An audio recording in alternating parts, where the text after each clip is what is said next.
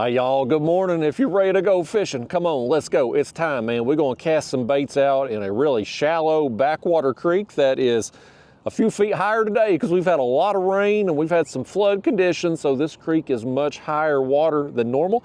And I'm hoping some fish are working up in here, so we're gonna get after them. Going carp fishing today, y'all, so if you ain't into that kind of thing, just go ahead, hit the thumbs down, unsubscribe, and get on, because we're going after the goldfish today. I'm gonna put y'all in the chest here as I get baited up. And we're gonna go raw and uncut today, man, unedited, just you and me out here on a real fishing trip. And we're gonna see what we can catch today. Y'all best get your sunglasses because you're looking right into the sun right now. That sun is up over the trees. I waited a little later to get out here this morning to try to let it warm up just a smidge. We had a little cold snap and it was a little chilly this morning. I said, I'm gonna just wait a minute before I come out. So we out here now though, making the most of it, and we got some odd conditions. We're in the right place. It's the right time of year for a good carp bite. But boy, conditions have changed dramatically in the last couple days, and I don't really know if that's going to move more fish in here or if it's going to move them out and shut them down. I don't know. We're going to find out though. So I'm going to cast one bait right out here, kind of. Normally that right there would be on the ground, by gosh, but it's just the water's so high right now. It's over there, I don't know, probably a couple feet deep. Lower my drag there so we don't rip a hook out first thing. My bait, we got some pack bait today using method feeders. These method feeders are a Amazon special here, cheapo wire feeders with the spring coil there. I've got that down to a number 6 size hook with a hair rig, couple pieces of plastic corn on there. I've got 2 rigs with pink corn and 1 with yellow. And I'm gonna take a mixture called pack bait. Now I got a big bag of it here. This is panko breadcrumbs, cream style corn, strawberry jello, all mixed together, and it makes a doughy like mixture that you pack around these wire coils. And you cast it out there, and after, I don't know, a couple minutes, I guess, it probably don't take very long. Some of it's going to pop off when it hits the water, but it's going to start to fall off this wire feeder, and you're going to have a little chum pile right there. Have some scent and some food for the carp, and they come up and they eat on this pack bait. And what do you know? There's a couple pieces of plastic corn for them to eat. I just stuck that finger right, or the hook right in my finger there, didn't I? But they got that to eat right there too. So we're just going to kind of fan cast this stuff around. We'll have one over here, one in front of us, and I'm going to toss one out here to the side, although the flow that's kind of going through the main creek channel. I'll take the camera here and kind of pan around in a minute to kind of show you where we're at here when we get done casting these baits out. Well, there's a little bit more flow out here right now than what you would normally have in this creek just because of all the rain we had. We had quite a bit of rain the other night. A big storm system just kind of set on top of East Tennessee here, and it just rained a good soaking hard rain all night long. And some places got up to 3 inches. That's what the news was saying. And boy, everything around here, man. The last time I carp fished, I fished this exact creek. It was my last carp video for my regular viewers. And at that point in time, the water was still down maybe a foot or so from normal summer pool. And now it's up, probably at least 2 feet over summer pool. So they're moving a lot of water out in the main channel. They're spilling at the dams right now. And a lot of flow out there. And typically this time of year, you get some carp moving up in here in the creeks and the shallows. They're working on the weed edges, and they're doing their nesting, they're doing their spawning. All those weeds that were here, you were seeing there in that last video, all submerged now. So I don't know, y'all. Part of me thinks that's going to negatively affect the bite, having this rapid water rise. There's another part of me that thinks, well, any fish that were out there in the main channel, now with it blown out there, that heavy flow, maybe it's going to move those up into the creeks here. And so we don't know what's going on, y'all. I'm not good enough at carp fishing to really know how it's going to affect them one way or the other. So we're either going to get bit today or we're not. If you're seeing this, things went right for us, as I wouldn't be posting those skunk videos. So that means something went well. But where I've set up here in this creek, you can maybe see right here behind me. This is kind of a good angle here. You see how that creek kind of tightens down right up here?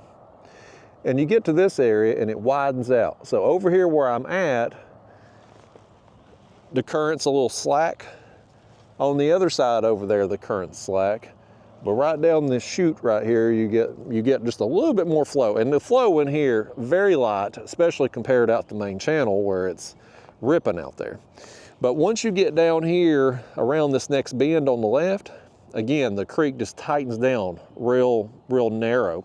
So I have fished this spot in years past in the spring and have found it just loaded with carp, because they'll come up here and there's a lot of grass. Some of it, the grass over here is still exposed where the water's moved up, but they'll get up there and spawn in the grass and whatnot. And come out here, I guess it's last week, week before, my days run together, but caught a bunch of fish in here, man. I mean, just absolutely tore up the carp in here. Got a bunch of them, and the bite was on pretty much right away. And I thought, boy, it's time, you know. But now we've had this water rise and all that, and I'm sure all that rain probably, I didn't have my graph on coming up here. I'm sure it's probably knocked the water temperature down a little bit too. So that may have affected things as well. But we got our baits cast out. We're gonna put in a few hours out here this morning. I'm just gonna leave the camera rolling the whole time, and we'll see what happens, man. We're either gonna catch them or we ain't. That's kind of where I'm at with it, man. Well, look, it's the only way you're gonna know what's really going on is to put some baits in the water and see what happens. Now, I did come up here yesterday, risked my life, y'all, life and limb. I had no idea what I was getting into yesterday.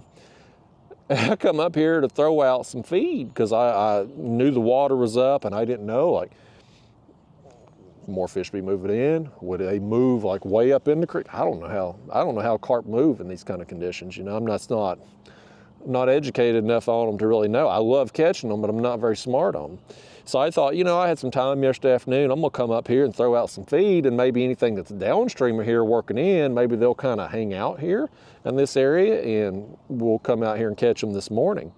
I had no idea I was gonna be risking life and limb to do that. I don't know why I'm still talking to you this way either. Let me put you in the camera this way. Y'all can stare into the sun just like I am. I'm gonna have to bust out the shades.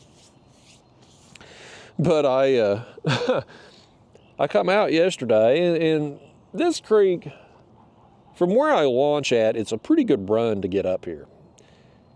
And the wind was up yesterday, and the wind was blowing, but it wasn't blowing horrible. I mean, it wasn't like a hurricane or anything, but I mean, it was 15 plus miles an hour. Not ideal kayak fishing conditions, certainly, but I wasn't fishing, you know. I was just gonna come out and dump some bait, and I've used a horse feed there from Tractor Supply. It's cheap. It's like $15 a bag, a 50-pound bag. And so I just threw out some here in this area and thought, you know, we'll try to get some fish working up in here since I had time yesterday. And I get out on the main channel, and that wind, although it wasn't running and blowing, you know, hurricane force, it was blowing hard enough. And the direction it was blowing was directly against the current, which is just ripping out there right now because they're spilling at the dams. And I'm going upriver to get up here, and the water, it's choppy, man. Like, it's real choppy, but I'm like, well, this sucks, but I'll be all right. And I get up to one point, and I have to go under a bridge to get up here. And I guess where the bridge pilings are, with the current going through, the current gets a lot swifter there. And boy, the waves, I'm like, they were just bouncing through there. I mean, it was like damn ocean waves. I've never seen anything like it on this stretch of the river. It was just perfect scenario with the way the direction, the wind was blowing, and the speed of the current. Like, it was just nightmare conditions. But I was committed at that point because I'd come that far. So I go on, I get through it, I get up here, I spread the bait. And before I left this creek, I got in my front hatch. And I always keep a sponge in there, 2 sponges actually. That way if I get water in there, I can wring it out. And I had quite a bit of water in my front hatch, which isn't uncommon in this kayak. If you get in real choppy conditions, you take some water over the bow, the water gets in that front hatch. So I got up there before I left this creek, cleaned the water out. Well, when I was coming up here, the current's going this way, wind this way, and I was going with the wind coming up. So I was kind of riding on top of them waves coming up. Well, going back with the current, I'm going into the waves. So a little bit different scenario when you're going over the top of one wave and crashing through the next. You got more water coming over. And so I get out there and I make it through the bridge area, which, I mean, it was just, those were the biggest waves getting through the bridge area. I mean, it was just ridiculous. I've never seen anything like it out here. I fished this section of the river. I grew up out here, so I mean, I fished this section of the river a lot, both catfishing, bass fishing, now carp fishing. I mean, like, a lot. I've never seen anything like it. But I get through the bridge and I'm like, man, I took on a lot of water over the bow. I better get somewhere and check my front hatch. So there's another creek down past the bridge on the right. So I made my way over there, pull up my hatch, so I could get out of the wind over there, and pull up my hatch. I'm like, man, I'm full of water. So I get the water out of there best I can. And at that point, I got to make a decision, like, do I really want to chance this trying to get back to the car? Because from that creek to the car is about a mile, maybe a little more run, and there's nowhere for me to get out. Like, I'm exposed at that point. When I come out of that creek to head back to the car, like, there's nowhere to stop. I mean, I could go to the shoreline, but I'm going to get pounded with waves, because it's relentless out there yesterday. And I was like, well, I'm kind of stuck. Like, there's nowhere for me to go. Like, I've got to chance it. So I get back out there. I make my way back to the car, and by the time I got back, y'all, my entire kayak was full of water. Like, I was listing side to side. And I don't know if you can see, especially with the sun, how high my kayak sits up out of the water. Like, this particular kayak it rides high in the water. The top edge of my kayak was at the water line when I got back to the launch yesterday, because I had so much water inside the hull. I mean, it was absolutely crazy. I don't know how I didn't sink this damn thing, honestly. I mean, it was ridiculous. So, yeah, so I didn't turn my graph. I was curious about the water temperature, how much it had dropped today. I didn't turn my graph on, though, because while my graph, it's fine. It's not going to have any issues getting splashed with water, as I'm going over the waves yesterday. It's fine. My I don't even know what it's called. Everybody calls it the black box for your Garmin live scope that powers your graph screen there. It's inside my hull. And so it was just completely submerged in water there until I could get back to the car and get some of the water out and pull my drain plug and all that. So I was a little hesitant today to turn on my graph because I'd like for everything to just completely dry out for a few days before I try turning it on. So yeah, y'all, what a disaster yesterday was. Also, I could come up here and try to throw out some horse feed for these carp. Try to draw them into one area, because I had no idea how all this was going to affect things. Now, typically, when I go carp fishing, and when you're in shallow water like this, I came from that direction, right? So I came from that direction. I come up here, we've set up, and so we've set up upstream so that breadcrumbs and pack bait, is the scent of it's going down in front of us, right? But when you do that, you oftentimes will spook fish, especially in shallow water. Like you're going to spook them as your motor comes. There was a big splash down there. But you're going to spook them as you come up through here. And so sometimes it can take 30 minutes to an hour for the fish that you spook to kind of come back to the area where you're set up on. And so we may have a little bit of a wait out here this morning. Now, I said that there in the last video too, and the bite was on like that, man. Like they were there and they were thick. Out here today, I don't know. Water's so muddy that you can't really, oftentimes I will look for carp, like just visually look for them as I make my way along to see if I'm spooking any, to kind of get an idea of where they might be at on a particular creek or a particular flat somewhere. But the water's so muddy out here with the rain, you can't see anything. So we may have a little bit of a wait this morning. So get you a snack, get you a cold beverage of some kind. I'm filming this during breakfast hours. I wouldn't mind having me some orange juice right now, but didn't bring any. I don't know about y'all, when I drink orange juice, I like it with pulp. In fact, if you don't like your orange juice with pulp, we probably can't be friends. I mean, I like mine not just with pulp, but like a lot of pulp. I want my orange juice damn near puree.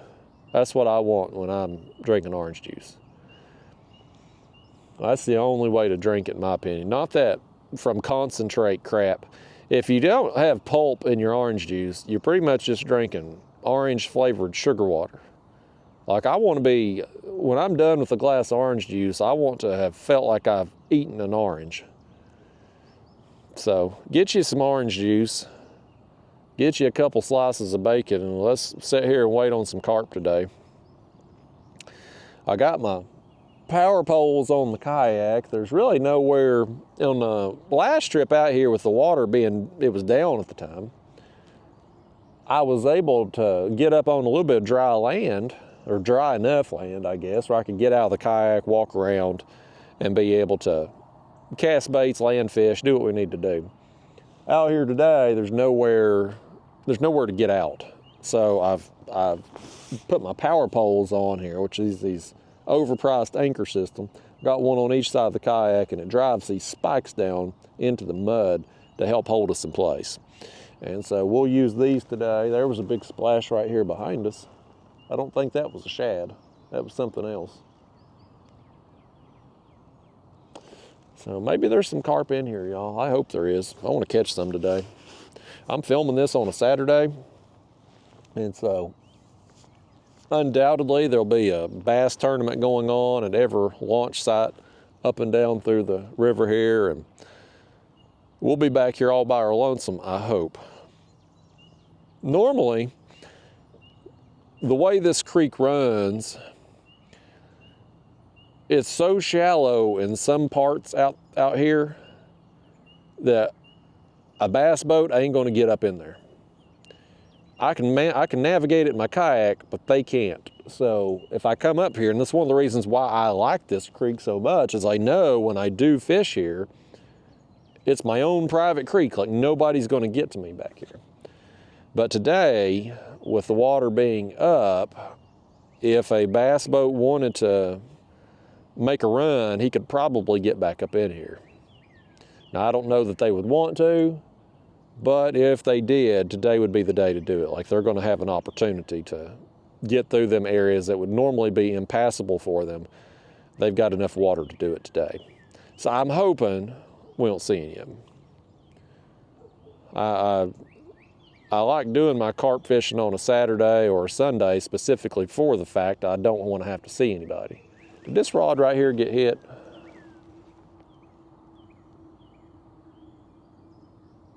Our line got knocked a little slack there, didn't it? Did we get a little bump?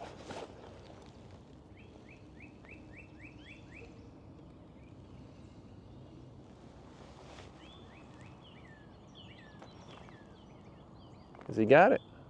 Do we have one on here, or is that my kayak moving? My line's swimming, y'all. We got a fish on right here. Let's wreck his day. We got him. Let's tighten down the drag a smidge. We're hooked up fish number 1 quick, y'all. He don't feel very big though. Is this a carp or did we have a dreaded channel cat? No, it's a carp. He just ain't fighting yet.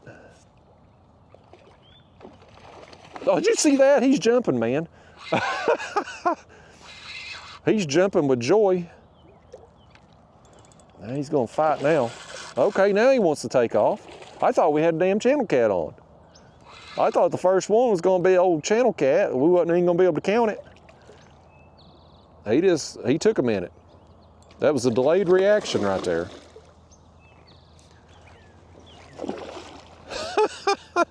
Boy, that didn't take long at all, y'all. Where we at on time? 20 minutes.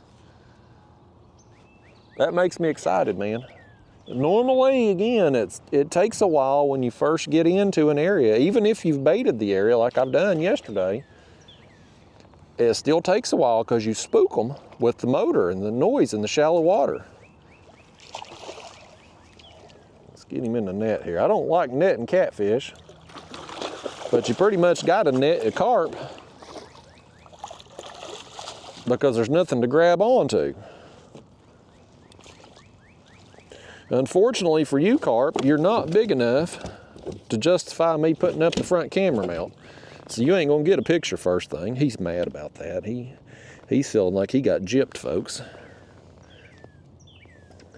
Come here, carp. Oh, well thanks, carp. You just unhooked yourself there. What a nice fish. What a courteous fish here. Let me get hold of you and you can go home. He's still wound up, buddy. I can't even get you in the light. Let's put you like that, carp. He's missing an eye, folks. He said, hell, Justin, can you at least film me on my good side? Oh, one eye right there. I feel like the kayak moved too, y'all. I know it moved because we've knocked slack in these lines. What the heck? Let's reset our power poles here.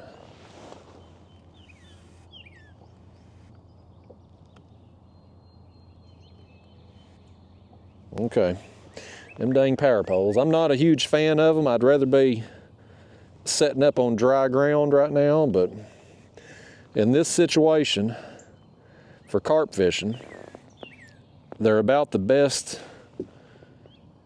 option that I have found to this point. If y'all got something better, by all means, let me know.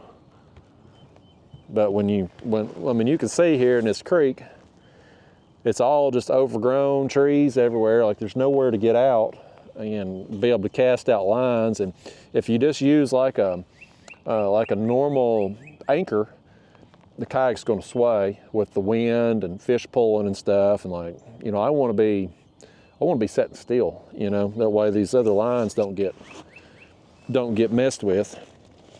I don't want to, for carp fishing, I don't want baits dragging all over. So, regardless though, y'all, fish number 1, 20 minutes in.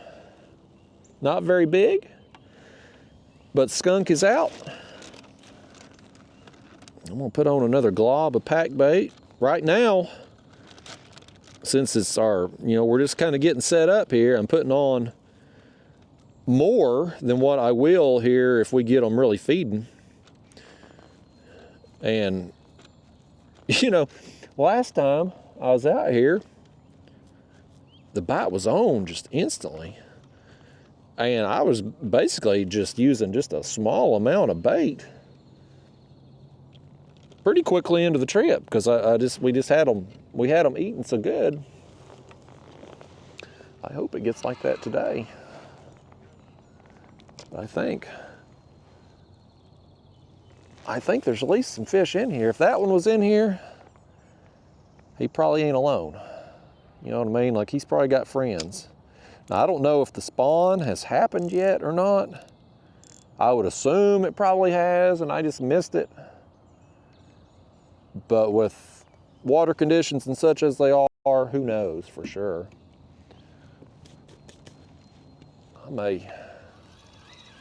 I may cast this back out because we slid down a smidge. Something happened to my dang anchor pole. Well, I guess I must have shifted my weight and we slid or something. So we'll just recast here. And that hook there was up around the feeder anyway. This is a fun way to fish, y'all. I enjoy this a lot. And, you know, I've talked about this before, but the culture in America doesn't like carp. They don't consider them a sport fish, although pound for pound, carp fight harder than the sport fish species that we have. You put a 5-pound carp against a 5-pound bass, it ain't even a competition, man. The carp's just way harder fight. But they're just not desirable. And I kind of think that's a good thing in a way, because if carp were considered sport fish, you probably wouldn't get to fish with them for them in places like I'm at today, because there'd be so many damn people out here. I like the fact that I can roll up in a creek like this, and most of the time, we've made a longer cast with that one. I'm just gonna tighten up my slack and leave it be. I like the fact that I can just have a place to myself. You know, I don't wanna, I know it seems odd and all because I've doing this YouTube and social media crap, and here I am gonna talk to y'all for 3 or 4 hours this morning out here that we're fishing. But when I go fishing, I don't really want to interact with people all that much. I'd much rather talk to y'all through this camera than to have to interact with strangers on the water. Having that awkward, casual conversation of, hey, how's it going? How you doing? Catch anything today? Or, oh, you're fishing for carp? Well, me and my buddies, we used to catch them on a red worm and a corn kernel, and what, you know, and you go into all them damn stories, and it's like, I just want to come out and enjoy nature, catch some fish, and just decompress a little, you know. And so carp fishing being considered a trash fish here in America allows me the opportunity to do that, because nobody fishes for them. And places like this, even if a person wanted to come up in here and bass fish or whatever, aside from a day like today where the water's up high enough for them to get a big boat in here, most time, best of luck to you, you know, getting in here unless you got a kayak. And this creek, you got to make a long run to get up here. I mean, it's not unless you know somebody that has a house or property in this area, like, you got to make a run to put in at a public launch site and get to this creek. So it eliminates a lot of people from fishing here. And I love places like this. I could have, for instance, the place I launched at, instead of coming out to the main channel, I could have went further back in that creek. But because there's a launch right there, I knew there'd be people, especially on a weekend, like there's going to be people back up in there. So for me, it was worth the run. Not so much yesterday, although yesterday I had no idea what I was getting into. All to throw out a 5-gallon bucket of feed that may or may not have made a difference anyway.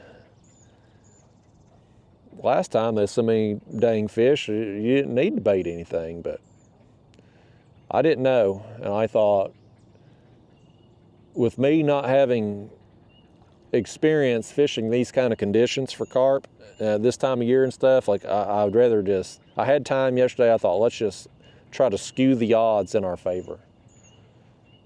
And had I known what I was going to be getting into and damn near sinking the kayak, I'd have probably just stayed at home. Daphne the dog wished I'd stayed at home. I told her when I left yesterday, I was like, I'll just be gone couple hours at the most, dog. Yeah, it took way long. First off, it took longer getting upriver because I was going against that flow and had to deal with the waves. And then going back, I mean, I had to pretty much just inch my way back downstream, because the faster you go into them waves, it means you're going up higher over this one and plowing further down into the next one.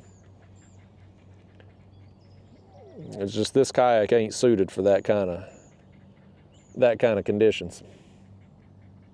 And it ain't so much really the kayak as it's the fact that I've got so much weight up front. You know, these kayaks, these Hobie kayaks, they're pedal kayaks, and people have made bow mount motor mounts for them, which I've got a bow mount motor on. So you add the weight of the motor up there, batteries in the hatch, and you end up with a lot more weight in the front of this thing than what it was really designed to handle. So part of yesterday's problem's absolutely on me and how I've rigged everything up.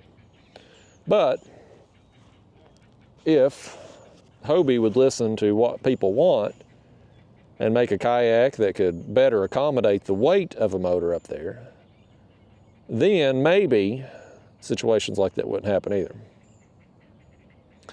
Hobie's been trying to force these pedal drives. Pedal drives were popular 6-8 years ago, I guess. But over time, especially the last 2 and 3 years, everybody has switched to motorized kayaks. I mean, they're either putting a traditional motor kind of on the back, like a stern mount, or they're adding a Torqeedo on the back, or they're going the route like I have with this one, you're putting a bow mount up there. And Hobie has dug their heels in the sand, and they're like, no, we have the best pedal drive. We are going to make pedal drive kayaks. And they're losing market share every single day. Like used to, I'd go out, I'd see other people kayak fishing, they'd all be in a Hobie. Now I rarely see anybody in a Hobie. Everybody's got a motor, but they're not motorizing their Hobie kayaks. They're motorizing other kayaks that are more suited to handle motors. So, yeah, you get stuck in your ways like Hobie has, and you lose market share. Now, they're still a popular company. They're obviously doing well, but they're not as prestigious as they once were, between the people switching brands so they can add a motor more easily, or just the fact that when Hobie sold to that private equity group or whatever company, somebody bought Hobie a couple years back, and they moved the operations down to Mexico. And I guess when they got set up down there, I don't know if it's the process, the labor, or what, but the quality just went to crap on the new kayak. Everybody was having problems. They're cracking holes, you know, and so Hobie's reputation ain't what it once used to be. But I like the overall layout of this kayak, which is why I've stuck with it. I don't really have a better option. I mean, there's a lot of kayaks that can better handle the weight of a bow mount motor. That's a fact. But as far as just the layout and what I'm used to and how I've got everything set up, like this kayak works for me as long as the conditions are like what they were yesterday. And most days I wouldn't be out in those kind of conditions. There are times, you know, if you go into a tournament or something, you got tournament hours, and whatever happens during those hours, it just is what it is. You got to just play the hand you dealt. But most days, like yesterday, I just wouldn't go fishing during that time. Or I would take my other kayak that's more suited for rough water. My other pedal drive kayak, the Old Town, the name of that particular model is the Big Water, because it's designed for big water. So if you get into, you know, real rough, choppy conditions and you're taking water over the bow, it's designed to shed that water. Or if you're surf launching, for instance, a lot of guys use that particular model out in the ocean because they're busting through the surf to get out there and go offshore. It's designed for that. Whereas this kayak, you know, I've seen people take them offshore, but the people who do reinforce that hatch with a new seal, which you would think Hobie would do that anyway, you know. But it's designed. This kayak's mainly designed more for bass fishing in lake-like environments. Not what I experienced yesterday out there in the main river channel. But thankfully today, coming out, wind was calm. It was Took me a little longer to get up here because of the current flow, but otherwise fine. The wind is supposed to kick up this afternoon, but I'm planning on being off the water before that happens. I'm just gonna fish the morning hours here, do 3 or 4 hour session, try to bust me some carp and then go home for lunch. So while it took me longer to get up here this morning, it's gonna take significantly less time to get back because I'm gonna be going with the flow. I'm gonna be going 2.5 miles an hour faster going back downstream than what I come up. So I just hope we get some carp in the meantime though. That one there gave me a little hope that we were going to get on the bite quickly, but just historically speaking, I know I've done enough carp trips to know it takes a good 30 minutes to an hour to really to get them to come back. No, well, I say that, and here we go. Here we go. That's another one over. Boy, he's making a run, buddy. Did he come off? He come off. I tightened the drag too much, I guess, and he pulled free. Crapola, man. Crapola. That was a good run. That was another one though that was out there in the main creek. I would have thought our better action would probably come over here in the slacker water. It's probably what I get for thinking. Let's get us some more on there. If this rod over here kind of out in the creek, more so in the flow, if I can get my words right, if that rod continues to be the one that kind of gets hit, we'll cast it out here directly beside us, and we'll move this rod, we'll cast it more at an angle there to kind of get in that flow.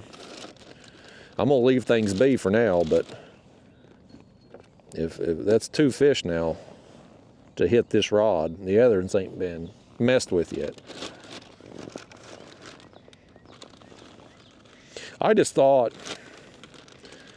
thought these carp would try to avoid. I thought they'd be more in the slack water areas. It's kind of what I was thinking today. I know they're gonna want to spawn in the slacker water, but the spawn, I mean, we're into May now. I mean, it may have already happened. When I was down on Chickamauga there last month, I had seen some working the banks down there, so I haven't really seen that kind of activity up here, but I may have just missed it.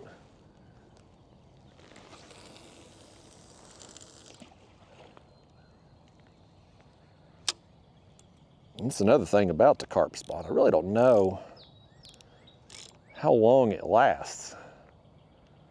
Is it just a 1 or 2 day thing and then they're gone? I've never really paid enough attention to it in years past.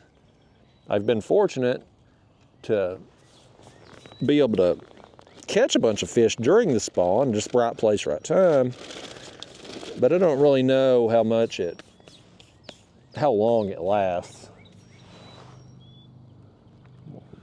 Adjust my poles again here. These dang power poles, I stand up, my weight shifts to one side, so it'll push one side further down in the mud, and you sitting kind of cockeyed in the kayak, and it makes you feel off balance, even though you're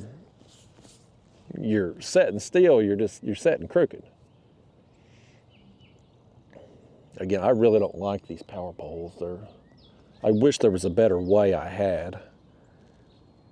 It's just, if you watch YouTube videos of people carp fishing, and I don't watch a lot of fishing videos, and I really don't.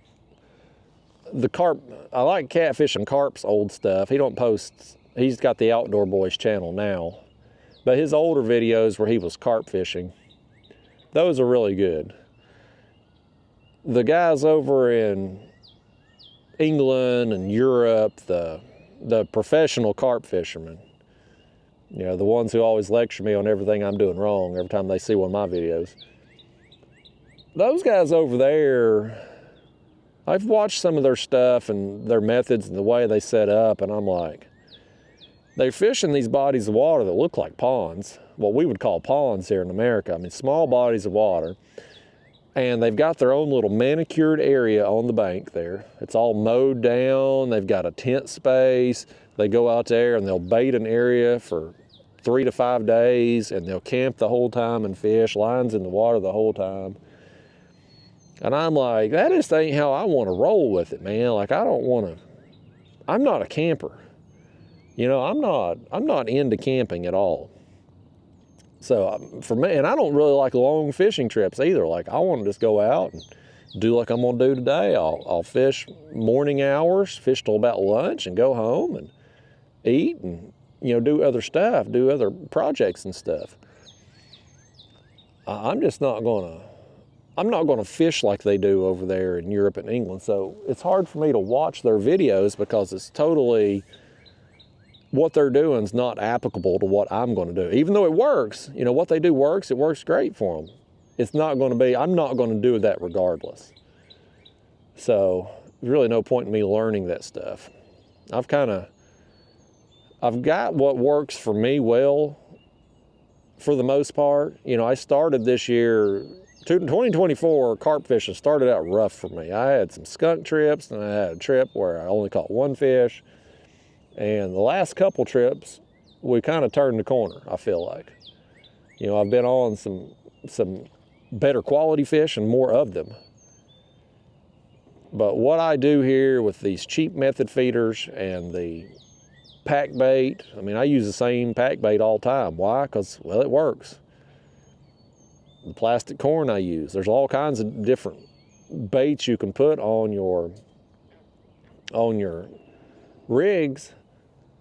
I'm like, well, these work. Why mess with it? You know, that plastic corn is real durable. Now, one thing I did want to do, and I mentioned it in my video yesterday morning. I'd went out and filmed an ultralight video, and I teased you all with this. So my regular viewers, assuming you watched today's video, a lot of people don't like these carp videos, but assuming you did, you heard me tease using some blueberries today. Not because I went out of my way to get blueberries or because I wanted to just try to catch carp with blueberries, but I had some in my fridge that was, you know, we're getting to the point they're a little rotted now. I don't want to eat them, but I'd saved them because I thought, we'll put them on the hook and try to catch carp with them. Well, guess where they're still at? In my fridge. I walked out of there and forgot them. I didn't leave myself a note, and if I don't leave myself a note, I ain't going to remember anything. So we out here rolling with the bait we got today. At least I remember to grab I had the dang pack bait sitting there on the counter. You would have thought that alone would have triggered in my mind to grab the blueberries, but it didn't. But I stick with this mixture. It works. It's cheap. It's easy to make. And fishing in these creeks like I like to do, it's just spring, summer, early fall, it works. And that's when I want to do my carp fishing. But I'm genuinely interested today to see what kind of action we get compared to the last trip, with the conditions haven't changed and the fact that I've baited this area yesterday afternoon. I'm curious to see what happens. If anything, you know, if you're seeing that something went right, man, again, old One Eye there, if old One Eye is the only fish we catch today, you ain't seeing this video. So we got on some at some point out here. But there are some fish up in here that I'm seeing all kinds of shad and stuff flipping out through here. So, I mean, fish have moved up in this creek. And there may be some cats working up in here too, man. You know, you get these flooded conditions and much heavier flow. I mean, the flow that's going on out there in the Tennessee River right now is nothing compared to rivers like Mississippi River or Missouri River, where the catfish there are exposed on a daily basis, exposed to way faster flows than what we've got going on out here. But the flow out here right now is much faster than what the fish here are typically used to. Is this rod over here, is that line? We got one near that bait over there because my line keeps jumping. Or did I imagine that?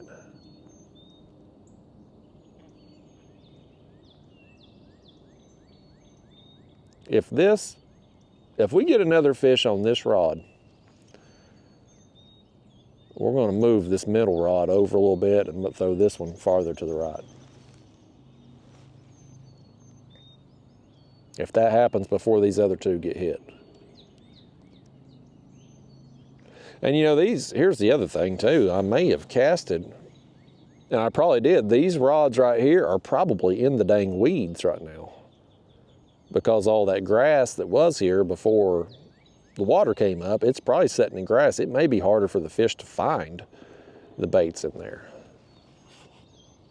Whereas this rod over here is kind of out. It would have been a mud bottom over there where that's at. So that might be something else to factor in and consider. But as far as the cats go, I didn't bring any catfish bait with me today. I just brought these 3 carp rods. Last trip I had to go down to 2 rods because I was catching so many fish. Didn't need a 3rd rod. But that faster flow, I mean, it's not Mississippi River or Missouri River. It's not even close to that kind of flow where catfish thrive in that faster current on those river systems. But out here, it's a lot different than what they're used to. And when you get a big change in conditions like that, those fish will oftentimes, they'll look for current breaks. They'll move into these backwater creeks that don't have the flow. And so you can get on a good catfish bite sometimes like that. What I'm wanting to do, and it's going to be dependent on me getting some bait tomorrow. I'm filming this on Saturday. My hope is to catch some bait tomorrow, Sunday, and then go catfishing back on Monday again. And I want to go back down Chickamauga where I've been getting some good fish at down there, because there's a nice current break right up from where I've been catching them fish, and I imagine the flow down there is ripping too as we move all that water downstream. So I kind of want to go hit that, but I got to get me some bait tomorrow, and the places I've been getting bait, they're going to be blown out too. So I'm gonna have to go looking for bait tomorrow. But if we can get some Monday, it's on like Donkey Kong.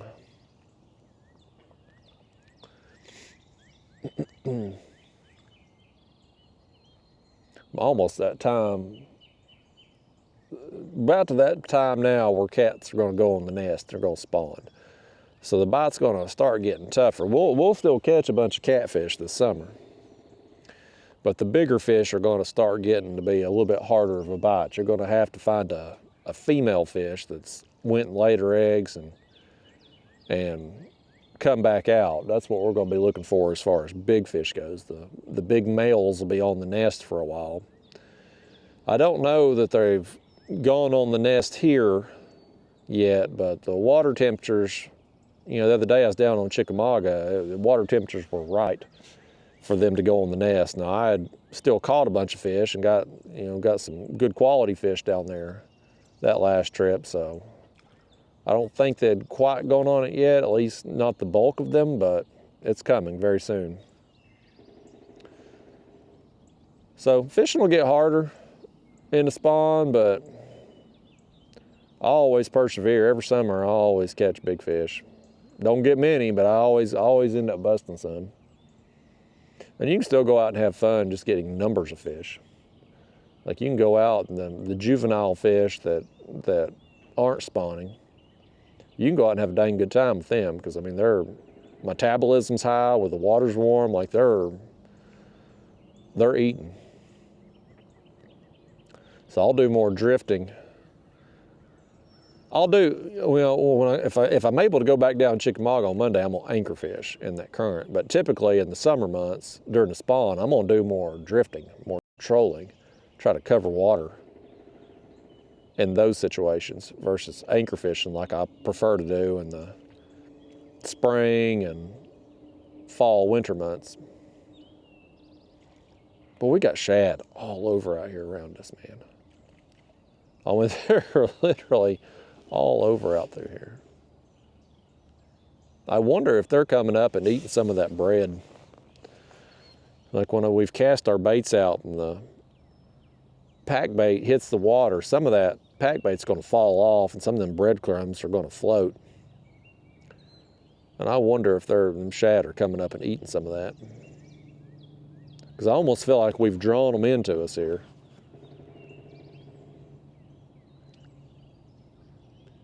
I see that line over here on the right continuing to kind of move. I'm wondering if something's around that bait and it's kind of hitting that line, or hell, it might just be the wind for all I know, just moving it a little bit. But I'm ready for one of them to eat it, by gosh. Where are we at on time now? It should be about time, shouldn't it? Yeah, we're at 51 minutes. It should be about time. Any fish that I've spooked, they should be coming back, and of course our scent getting pushed downstream. If there's as many carp here in this area today as what there were the last time I was out here, that 5-gallon bucket of horse feed I threw out yesterday, they've done eat through it. Like it should done be gone.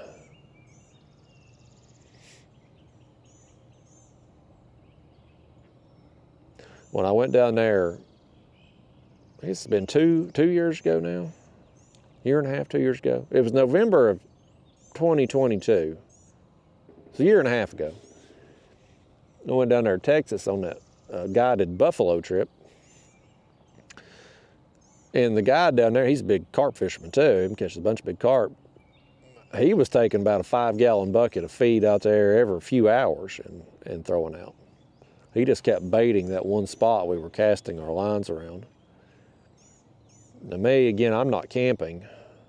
If you see me camping, something's went terribly wrong in my life. I'm just not going to do that. But if an opportunity presents itself, I'm not above going out a day or two in advance of a place and throwing out some feed. If you're in an area that's kind of thick with carp, you don't really have to do that. There was one, I saw that was carp over there. I saw him come up. But if you got a bunch of carp in an area, you don't have to do that. But if they're kind of spread out on a flat or in a creek somewhere and you want to try to get them in one area, it does seem to work. When I experimented a couple years ago with baiting, it helped a lot. Although I'm not really proving that point today, apparently, thus far anyway. That other carp that come up, he was over there a little bit further to the right. I wonder if we just shouldn't reel these things in and reposition where we got this one farther out toward the middle one more where this one's setting at now, and then move this one on the left over a little bit too.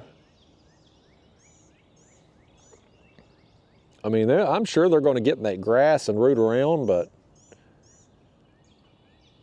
yeah, I think it would be easier for them to find out there. And the 2 bites we had was out there toward the middle where we just saw that carp roll. So you think that maybe that's the play, y'all? Let's do that. I'm impatient is what it is. I'm impatient. I'm ready to catch fish.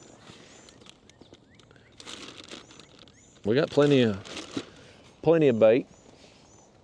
Let's just reel in and reset things. I think the current's not very much in this creek, but it is enough. It's probably gonna knock the pack bait off our feeders pretty quickly.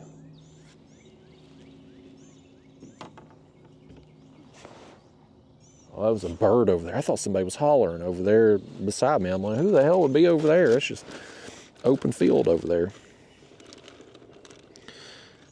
Like somebody, the boogeyman's done come found us out here, y'all. It was a bird.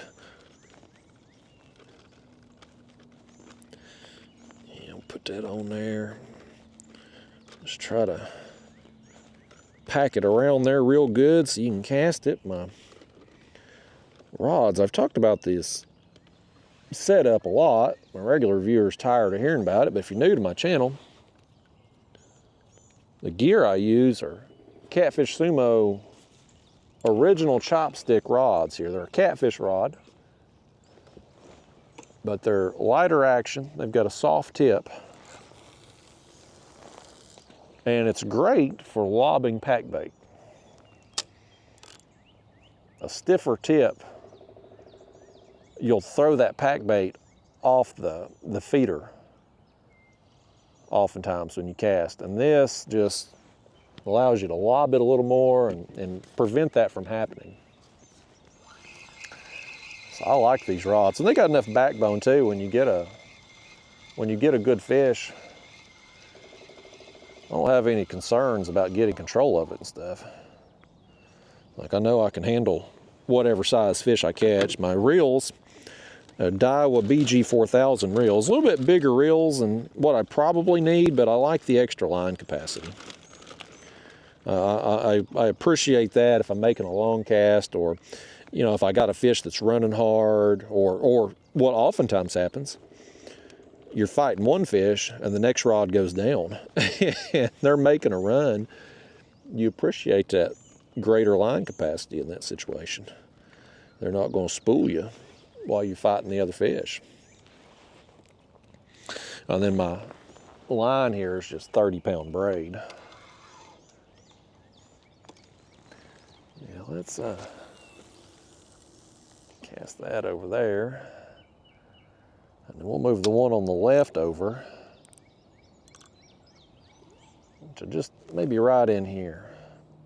It's tough for me to envision where, with the water being up like it is, it's tough for me to envision exactly where the old weed line was.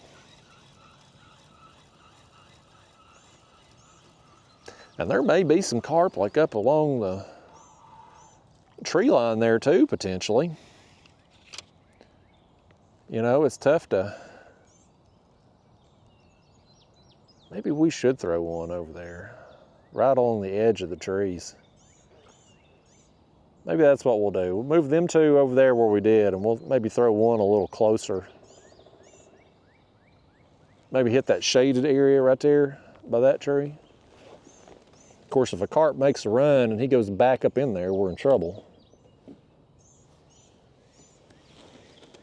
Let's gamble a little, folks. I came here to gamble today, buddy. This is like me going out to Las Vegas, buddy. I'm gonna throw the dice, man. We're at the craps table. We're gonna let it ride.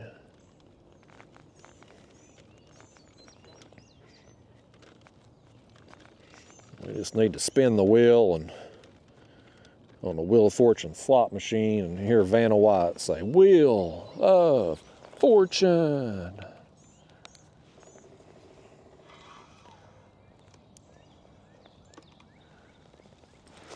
Let's see. Okay, good. I cast right in that shade. My casting skills, not the best in the world. I have been known, especially ultralight fishing, to hit a tree or two. So definitely don't want to do that with these carp rigs. I'm getting this pack bait and jello mix here. It's going to be all over the kayak. I'm going to have ants. I had that happen a couple 3 years ago. That happened. I had an ant infestation in my kayak. They had found them an infinite food source, and boy, they were all over this thing. I got ants at my house anyway, like a lot of them. Every time, and I'll put that ant killer on the nest, because them big ant mounds pop up all over my yard. And next thing you know, there'll be two more over here. It's like the survivors go and make two more nests for every one you kill. I put ant killer out all the time around my house and around my garden bed trying to keep them out, but it's a losing battle. Same with the kudzu around my property. You know, you just always, you just fighting to maintain position. You're not fighting to win. Oh, oh, oh. Did you see that? Something hit us. He didn't hook up. Boy, we ain't had that bait cast out over there long. We just refreshed that. He got on it quick, didn't he?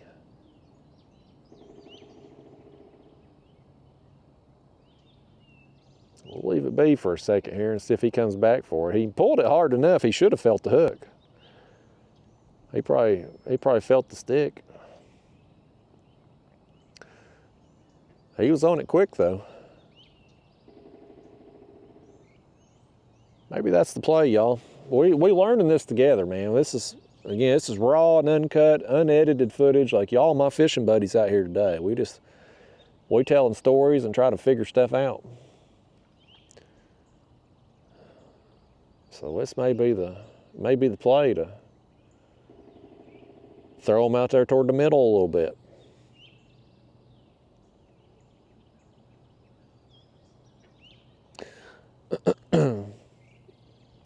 In the end, I don't really care which rod they hit or where we got to get them at here. I just want to get them. I will if they'll let me know where I need to put that bait, I will accommodate them. I'm a generous person like that. I'll meet them more than halfway. They ought to be grateful anyway. Hell, I risked life and limb, damn near sank my kayak to come up here and give them a 5-gallon bucket full of horse feed. That horse feed, man, it's cheap. $15.99, $17.99 for a 50-pound bag. I get that, and I get them cattle cubes, they're called. At least that's what they're called at Tractor Supply. But they're like these compressed nuggets of grains and molasses and stuff, and they're made as like a cow supplement. But the carp seem to love them. And I got that tip there off the Catching Dinosaurs YouTube channel. That fella down there, he's in Texas, Henry, he catches alligator gar. He's got alligator gar guide service.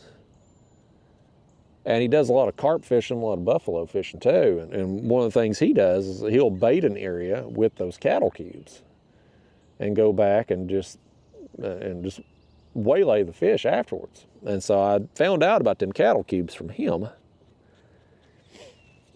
And I went over there to Tractor Supply looking around there that first time and saw how cheap they were. And I thought, this is great, man. 50 pounds for virtually nothing.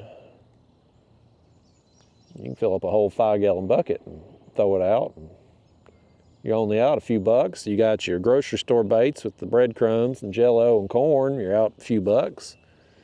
You can have a dang good time. Especially if you get on a bite like I was on last time. I mean, when it's one after another, like it's fun. Like those kind of days, man, they don't happen all the time. Oh, middle rod again. Something's hitting that rod tip. Put your glasses on to look up there because you're looking right into the sun. Something was working it though.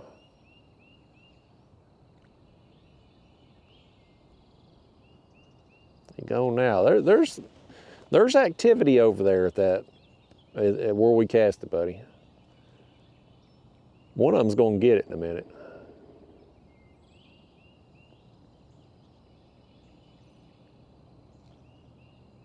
I think my eyes are playing tricks on me, but it seems like that line's may just be my eye. I'm trying to stare. I got my glasses on, but hell, I'm looking right into the sun, the same as y'all are. Ain't a cloud in the sky today. Out here working on our tan. A little chilly this morning though.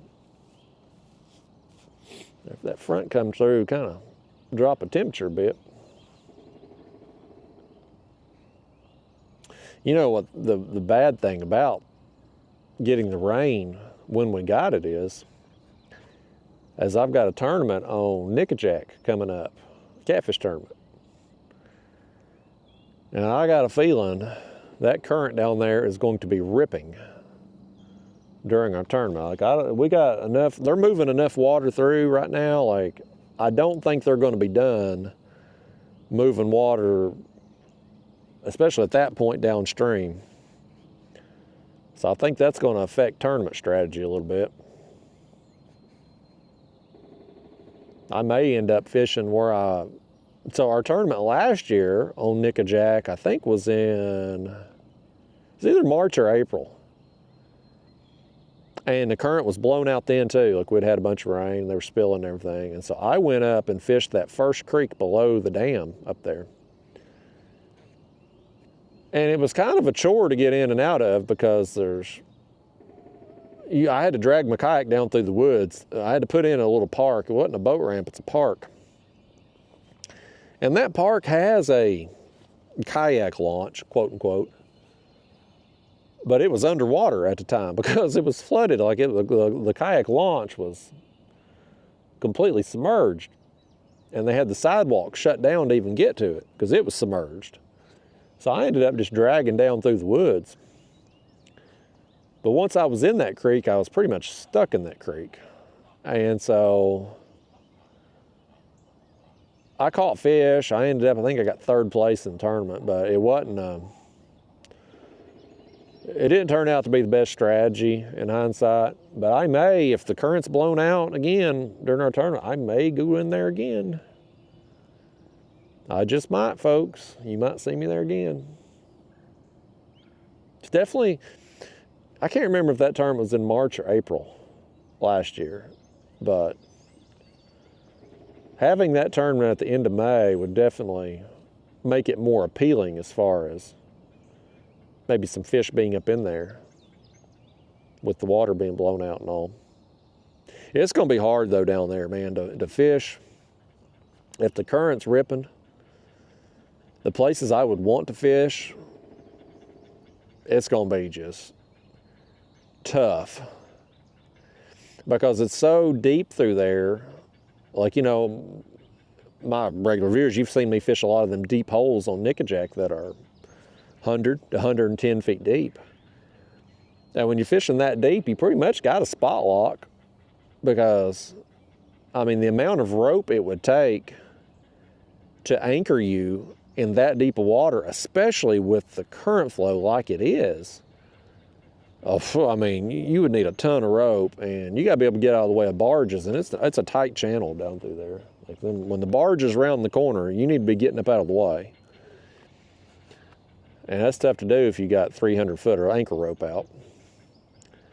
But if you try spot locking, and the current's 3 miles an hour, well, you're going to burn through your battery in virtually no time. So you're danged if you do and danged if you don't, you know. So I'm probably going to either have to run on down toward the lower end of the reservoir, which I wouldn't anticipate being particularly good just with the time of year and conditions and whatnot. I wouldn't want to put my eggs in that basket necessarily. But the other alternative is to fish that creek there below the dam. I would expect more fish to be there, but if other fishermen are there or people fishing off the bank are there, then I could be negatively impacted. And once I go into that creek, like, I'm committed. Like, that's where I'm at for the day. It'd take too much time to be able to pull out of there, load up, go to another spot. You know, like, it's just too time consuming. So pretty much pot committed once you make that decision to go there. So I don't know what I'm gonna do. I had planned on going down and pre-fishing there some, but with the current like it is, I really don't know that would be worthwhile at this point. So I don't know what I'm gonna do. I'm just hopefully gonna beat Ryan. That's always the goal. Beat Ryan. Anytime I'm in a tournament. Him and I, we love to give each other a hard time. If one of us beats the other, we don't let the other person forget about it.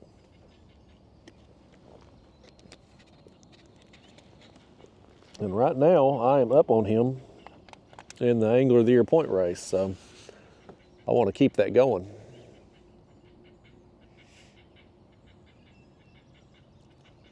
You think I should refresh the bait on that middle rod? I mean, it did get hit a couple times. Something was over there eating it.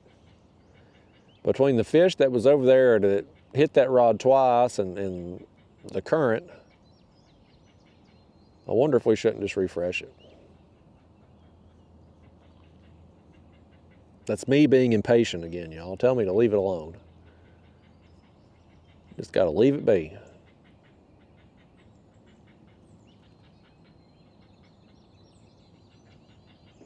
I am a little, I mean, I didn't know what to expect. Well, this was totally just us experimenting and learning this together, but I am a little disappointed this time of year and the fact that I baited this area yesterday, the fact we're not getting bit.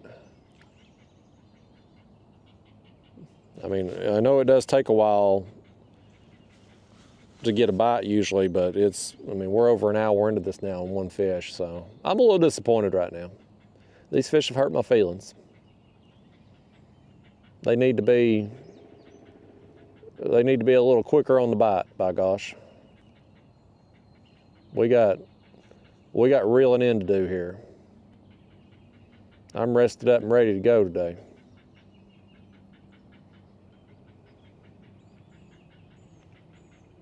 Old Daphne the dog, she slept in bed with me there last night, and Daphne's one of those dogs that she won't give you any space. Like, she's got to be on you. And so oftentimes when it's just me and her there, not, you know, my girlfriend ain't there, like,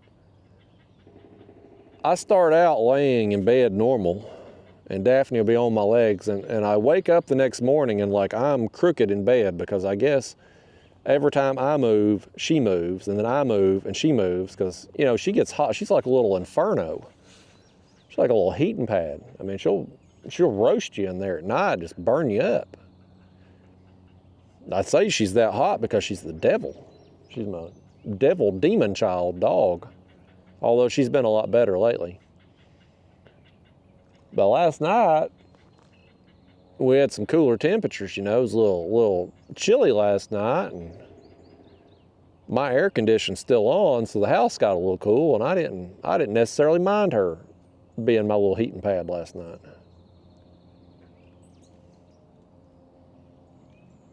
Daphne will tell you she can't do no right. I'm gonna gripe at her no matter what she does. I can't help myself, y'all.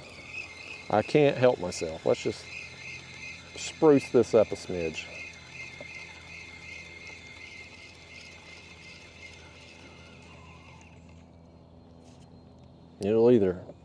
It can't hurt us sprucing this up. We're just gonna be putting out more scent there in the water. The only way it would hurt us is if we had a fish over there that was just about ready to eat that bait, and we pulled it away from its face to reel in. And I don't know, man, with the water being pure mud right now, how's that going to affect things? Like, is that going to affect the carp bite, how well they can see? And I imagine I imagine carp are pretty in tune with their environment and all. But this water is chocolate milk today. Like, it's definitely just mud. I think I threw that one a little further over there than what I would have liked. I wanted him to go more that way, and it'll be all right. That current will take it down a little bit.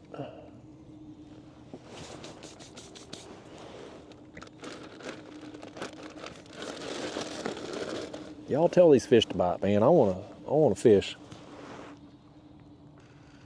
Adjust my power poles again. We were setting crooked again where I leaned.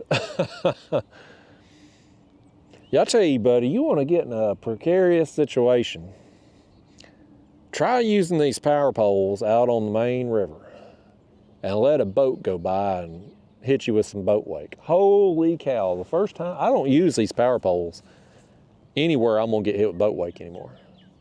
It was the first time I got hit.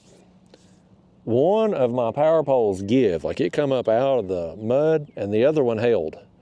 And so I'm getting rocked like this, and every time the wave would hit me on this side and bounce the kayak up, like it would almost drive the other power pole down in the mud further. Like I almost went overboard. And it wasn't even like it was a wakeboarder or a houseboat putting off a huge wake. Like it was just a normal bass boat wake going by. Like it wasn't a very big wake at all. But it was just because that one pole give and the other didn't. Next thing I know, I'm setting crooked, bouncing around. I don't know. The guys with the bass boats, they all have power poles around here. I've never seen any of them use them, but they all have them. But I guess, with them being in bass boats, just the weight of the boat and the width of the boat, they probably wouldn't have that kind of problem if one give and one didn't. And those power poles are probably driving down with more force than what mine are too. Because, you get a situation, if you're in soft mud, these kayak power poles can drive down pretty far. But that particular day, I was in kind of like a harder, rocky bottom there near the shoreline, and I couldn't drive down that far in the mud. So like they were just kind of loose. They were good enough with no boat wake, but boy, when that wake hit me, man, my butthole was puckered. My butthole, it wasn't puckered quite as bad as what yesterday when I damn near sank this kayak, but it was puckered nonetheless. I've been fortunate. As many situations as I've got myself in a kayak, I've really been fortunate that I've only had the stuff that's happened to me really, I've only flipped one time. And that was when I was bass fishing with Pro Moderator and Pro Neighbor on a river I shouldn't have been on. And the current took me into a tree. And here's a pro tip for you.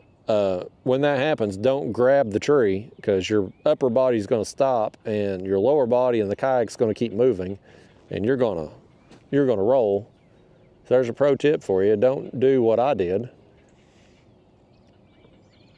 But beyond that, I've been pretty fortunate. All the big fish I've landed and bad weather I've been caught out in and all that, like I've not went overboard otherwise. But boy, I come close to sinking yesterday. If I had had another quarter mile, half mile more run to get back, I don't know that I'd have made it. Because the kayak was just setting so low on the water. Like, I don't know. I don't know what would have happened. Thankfully, if something had went wrong, water's warm enough, like I wouldn't have been at any risk of like hypothermia or anything. I guess what I'd have probably done is just, when I'd went overboard, I'd have held on to the kayak and tried to use the motor to get me to shore. It's the only thing I can figure. If I had went overboard, it would have took 180 pounds out of the kayak, and it may have remained floating a little more. At least enough to get me to the shoreline. What an ordeal, though. All to sink some carp bait that ain't doing a dang thing for us to this point.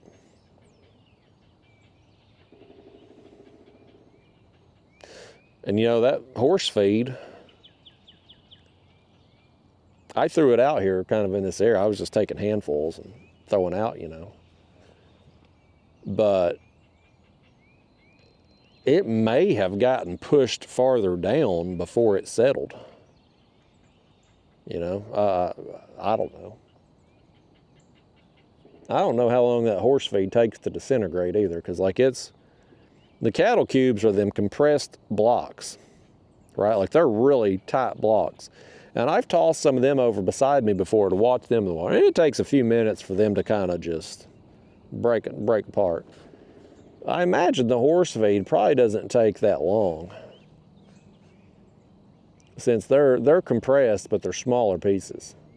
So it's not going to take the water as long to penetrate. But all of that stuff, I mean, it may have got pushed on down. Either way, though, we've done all we can do to try to offer these fish a buffet. They either here or they ain't. They either eating or they ain't. Don't know about the muddy water. We're not going to find any water right now that ain't muddy anywhere out here, though. So if these carp want to eat, whether it's our baits or just whatever it is that they're wanting to eat in this particular creek, like they're going to have to sort through some mud to get it. Like that's just the way it is. There's no there's no ifs, ands, or buts about it. Like they're going to have to be in the mud. There's no way to avoid such a thing. Every creek's like this too. I mean, they're all flooded and blown out. Where I launched at downriver from here, there was a bunch of boat docks that were underwater. Like the water was up so high there, like it was over the top of the decking. We just had, you know, it was just unusual to get that much rain this time of year and just kind of set over the top of us. Like I went to bed that night and it was storming and raining, and I got up the next morning and it was still pouring down rain. Like it was all night soak. And you would have thought maybe TVA, because TVA hadn't been running any water before that. Like they hadn't, you know, my last few catfish videos, you saw there was no flow whatsoever. You would think, I ain't telling TVA how to do their jobs or anything. I mean, they're professionals, they're operating a dam system. But you'd think, when you got a big weather system like that forecasted, I know the weathermen ain't always accurate, but you would have thought maybe they'd have moved a little water in advance of it to be able to better accommodate the rain we were going to get. But they screwed the pooch on this one.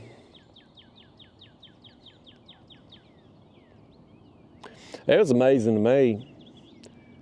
You know, with our dam system, we don't get a lot of flooding here. And if we do get flooding, it's minor. But going up there and fishing that tournament in Owensboro, Kentucky, and on the Ohio River, like you can see the water up there, like you can see where the water line was up on the shoreline, and debris is, here we go, we got one, middle rod, y'all.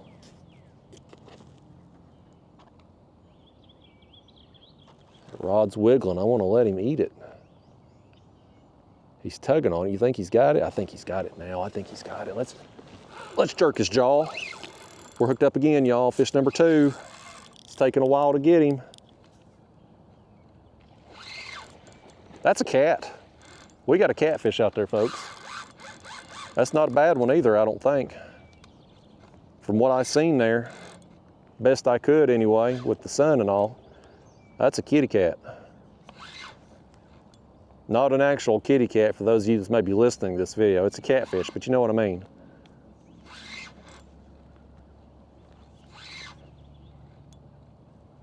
I don't know if it's a channel or a blue. I catch a fair amount of catfish while I'm carp fishing, y'all. It happens. They will eat this plastic corn. I've caught them on cherry tomatoes, lima beans. If it's out there, they're going to eat it, man. They're opportunistic feeders. Catch more channel cats than other species of cat, but I have caught some blues.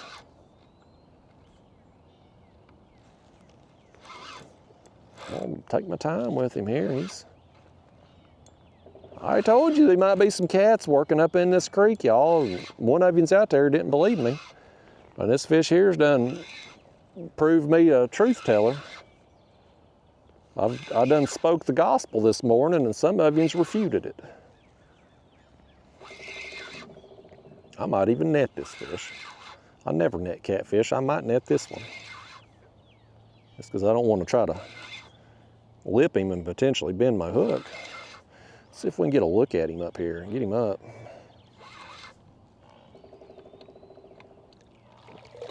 Yeah, I think that's a blue. I'll be doggone. Not a target species, but hey, I'll take it, man. Beggars can't be choosers today. We gotta just get what we get. All right, folks. Well, all my catfish viewers that don't like carp, they done clicked off, but little do they know we catfishing today.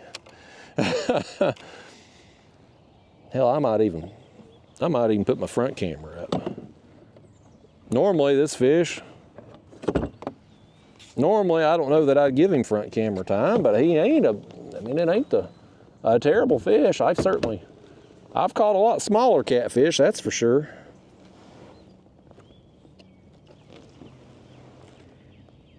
Wow, did you see that? I about put my finger right through that hook right there. I mean, I literally about grabbed right where that hook was coming back out the bottom lip.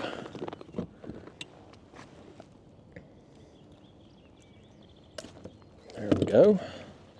All right, let me set y'all up here. This fish wants a picture with me, he said. He's never seen a YouTuber before. Let me see if I can get that thing straight on there. That camera's crooked. Fish, you're just gonna get a crooked picture, I reckon. There we go. No! Hey, now.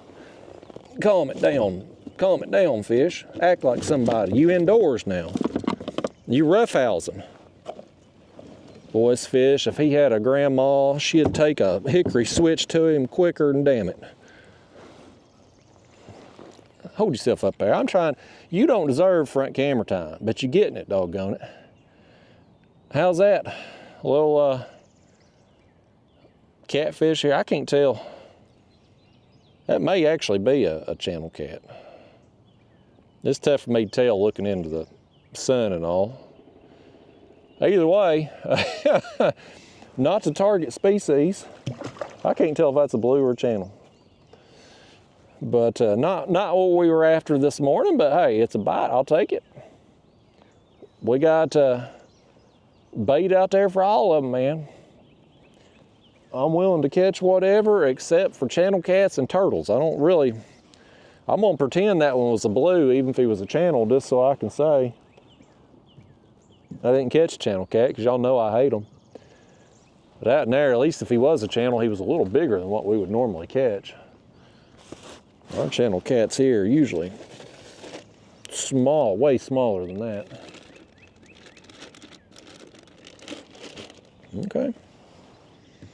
Well, there's another bite. Progress, folks. One at a time, progress. Some days it's lights out. Some days it ain't.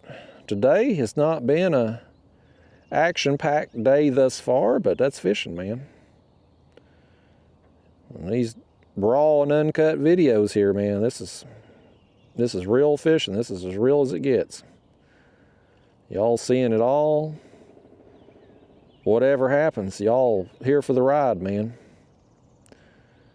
Just like this fish here getting me all tangled up in my rig I gotta undo.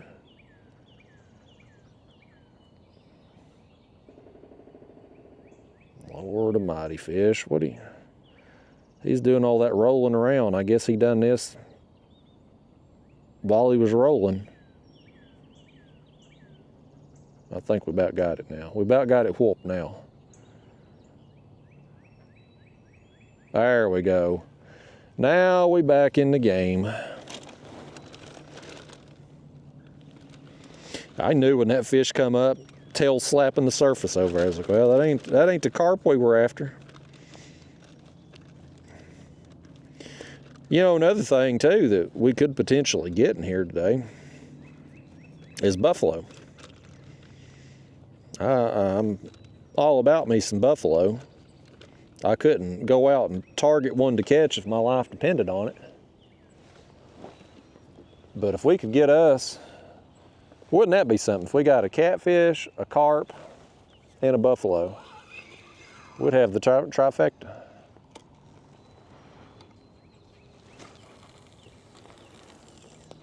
All right.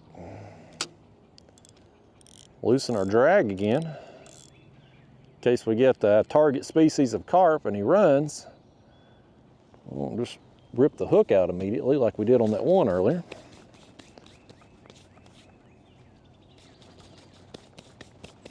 Lordy days, I'm spreading these crumbs everywhere. We are going to have ants for sure, y'all. It's going to happen. I'm going to have to call an exterminator. Call the Orkin man.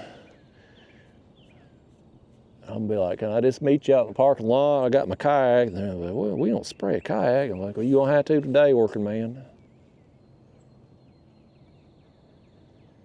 I breathe in all them pesticides. Ants will be the least of my problems.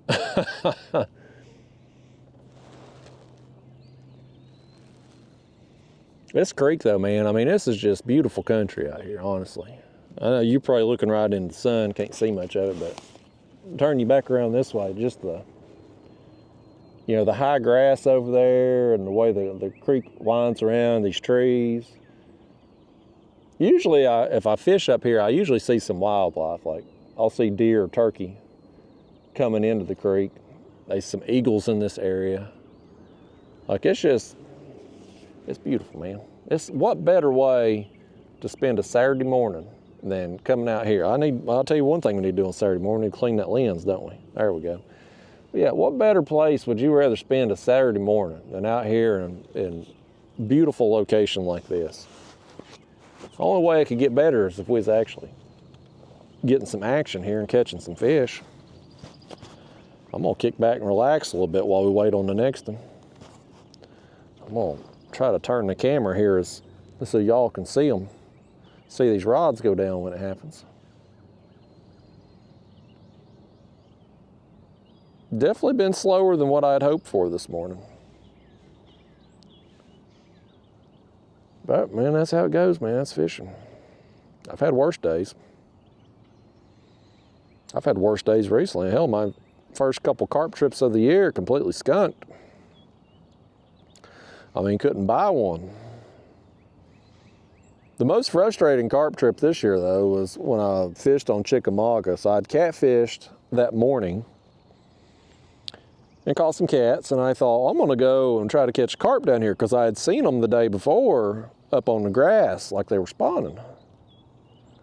And I thought, well, great, you know, because that'll be an easy catch and a fun time. And I'd never carp fished on Chickamauga before that. And I go out there, and there ain't no carp to be had, man. Like, I'm not seeing them in the grass. I'm not seeing them up there spawning, like nothing. I finally sat out there a long time. I got one. I was like, man, talk about a day late and a dollar short. You always hear that, the old fishing guide saying, right? Like, oh, you should have been here last week. That's how I felt that day carp fishing. I was like, I should have been there the day before.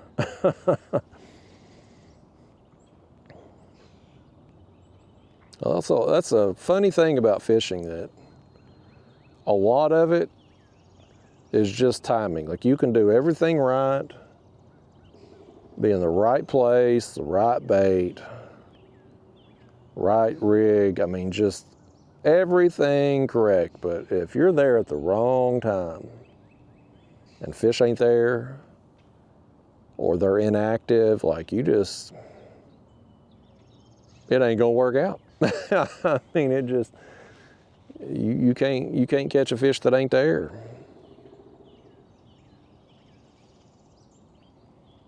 That's probably true, not just with fishing, but that's life too, man. That's so much of just success in life comes from timing. Timing, being in the right place at the right time.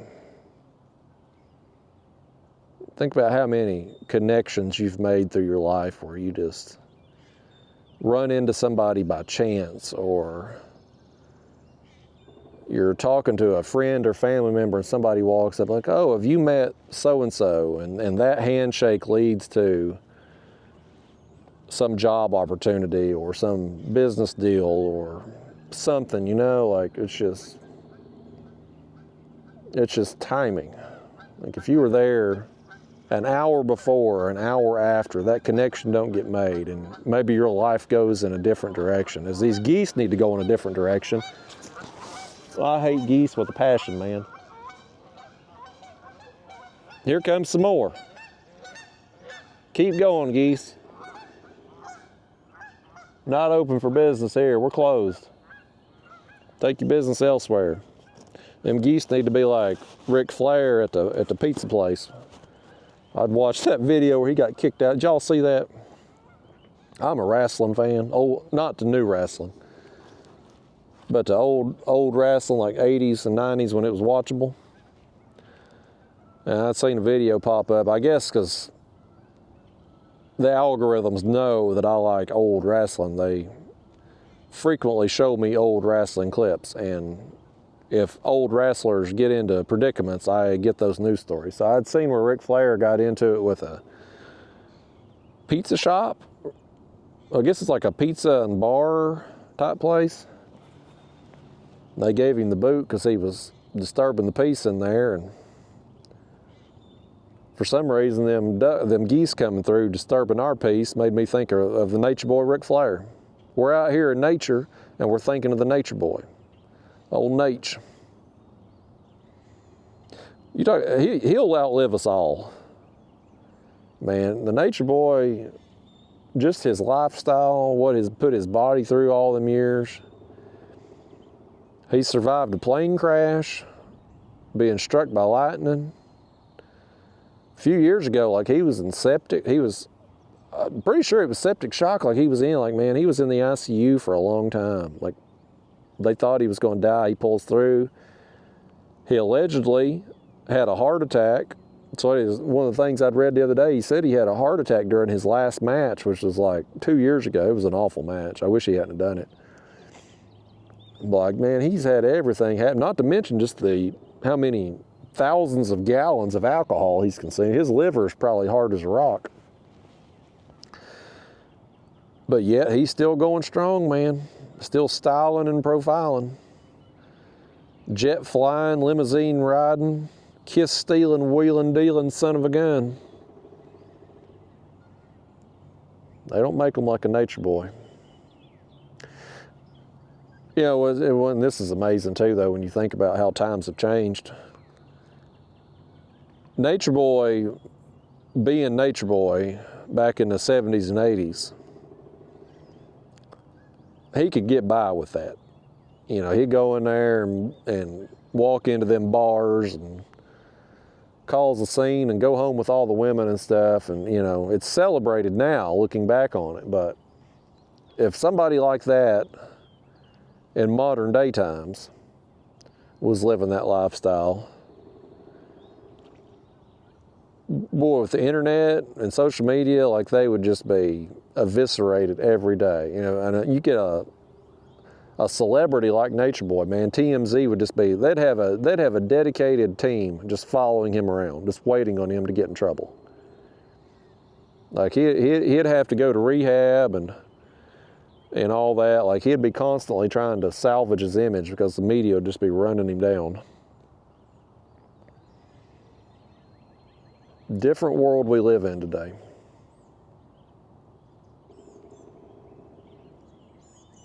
I don't know that that's for the better either, you know, like we know everything about everybody nowadays. I mean, sometimes, like I'd read a story the other day.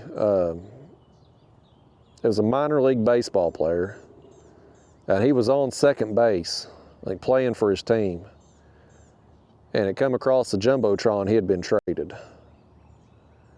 And it's like, you know, I get the need for instant media, instant news, Like, we get news now as it happens. But sometimes it's not always a good thing. Like, was it really that bad back in the old days when you had to wait on the newspaper to come be delivered to your house in the morning? I mean, some stuff, I mean, if there's a tornado coming through, obviously we need to know right away, take shelter. But what the nature boy does on his private time at the bars, or a minor league baseball player getting traded, like, you know, couldn't you wait till after the game to break the news? Like, when he's got all the eyes on him out there standing on second base, just got a hit for the team, and it's like, surprise, we're going to disrupt your whole life. Now you're going to have to move, and, you know, I feel like you need a little buffer, need a little space in life. I know, and again, I'm totally hypocritical saying all this stuff as somebody who's doing social media the way I'm doing it here on YouTube and all. But even though I play the game, it don't necessarily mean I agree with how the rules are for this game that we play. Like, I wish things were different. I can't change it, and I don't know that things will ever change. Things are going to change for this hawk up here. Did you see him flying over? I don't mind a hawk. I don't like the geese. I don't mind a hawk. But I don't know where we go from this. I mean, we've gotten to this point now where literally everybody is trying to be like a social media superstar.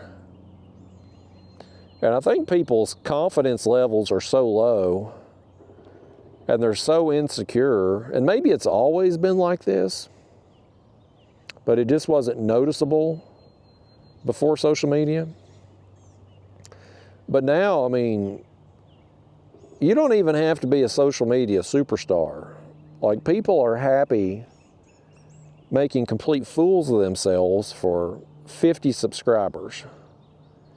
Like, that attention from those 50 random strangers is enough to make them do literally anything on camera. I mean, literally anything. Like, you scroll through TikTok, I mean, you know, maybe it's because TikTok knows I like girls that are good looking and shake their ass and dancing on there. So I see a lot of that. But then I guess they'll like occasionally throw me some other types of videos involving hot women. And like, you'll see them, like, you know, this girl, she might be known for farting on camera. She'll have 400 videos lighting her farts on fire or something. I'm like, really? Are you so desperate for attention? Like, that's what you want to do? Or this girl over here, like, she'll be breastfeeding her kid, which is fine. You know, you want to breastfeed your kid, that's a perfectly natural thing, right? That's way better than formula. Kids who breastfeed turn out way healthier than kids who don't. Like, that's fact. But do I need to see it on social media? And they do it in such a way, like, you see full-on nip on there too, which, you know, not opposed to some nip action, but like, where's that woman at in her state of mind? She's like, you know, I'm gonna breastfeed my kid on camera, and I'm gonna let it latch on in almost slow motion so that the audience gets the full-on areola and nip, and then I'm gonna get some extra followers from that. It's like, do you really? Is that what you gotta do in life? You know, I just, and you know, and that's the thing. It's like, it ain't even about like doing it at a level where you're getting paid, you're making a living from it. Most people on social media don't make anything. And they are perfectly content going out there and making a fool of themselves just for the attention. Like, it's worthwhile for them just for those few clicks they get on their videos. And yeah, I got a YouTuber that runs me down every chance he gets. Like, he hates my guts because my channel's been so much more successful than his. But like, he's been doing the same crap on YouTube for, I mean, I've been on YouTube, what, 7, 8 years now. And he was on it before I was, and his channel's never taken off. Like, he's not a good fisherman. And he's not entertaining. And if you're gonna have a fishing channel, you either better be able to do one or two things. You better either be able to catch fish and be able to teach people how you're doing it, or you better be real funny and entertaining. And if you ain't neither one of them things, well, you might get a few views here and there. You know, there's an audience for everybody, but there ain't a large audience for everybody. You know, and he's all time just can't believe his channel's in the dumps. And it's like, why wouldn't it be? You're a terrible fisherman and you're not entertaining. Why would anybody want to watch this crap? And he's got a few subscribers, you know, but subscriber counts on YouTube's like a lifetime achievement award. Like, it doesn't change. It doesn't fluctuate. Like, when somebody subscribes to your channel, they might see me and they're like, oh, well, carp fishing looks fun. Let's subscribe today after this video. And then they might immediately lose interest. You know, they might not ever watch a video again. Or maybe they're super into your channel. You know, people go through phases and fads in life. Maybe they get into fishing for a while, they come across your channel, they watch for a few months, a year. Life changes, hobbies change, they move on. They're still subscribed. They don't unsubscribe from you, but they never watch again. You know, so your subscriber count continues to rise on YouTube. And you get these smaller channels like this particular person I'm talking about, and his ego is so wrapped up in his 10,000 subscribers, 15,000, however the hell many he's got. But he'll get 500 views on a video. Like, it's not, those people aren't watching.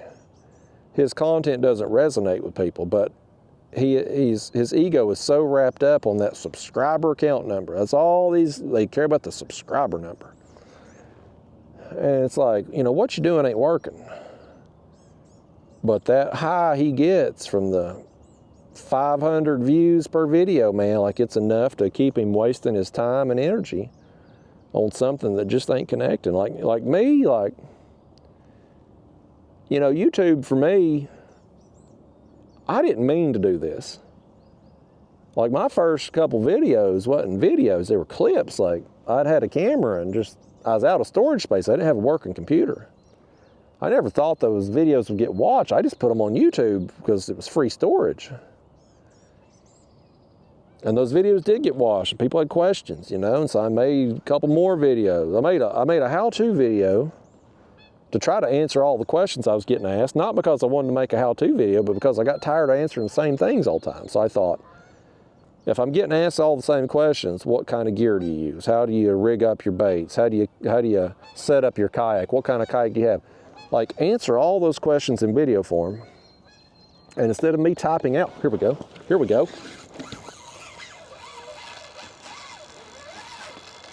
We're hooked up here. It's been a while, but we're hooked up. This is a carp. He's making a run. He's still making a run, man. Let's tighten down a little more. Boy, this fish here, man, is going the distance, buddy.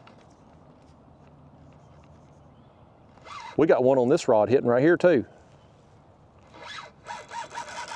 I think this one over here in my hand's a good fish, buddy. This one's hooked up also. We're doubled. Just like that, we're doubled, man. We're an hour and a half in here. We've had one carp and a catfish to this point, and now here we are doubled like that.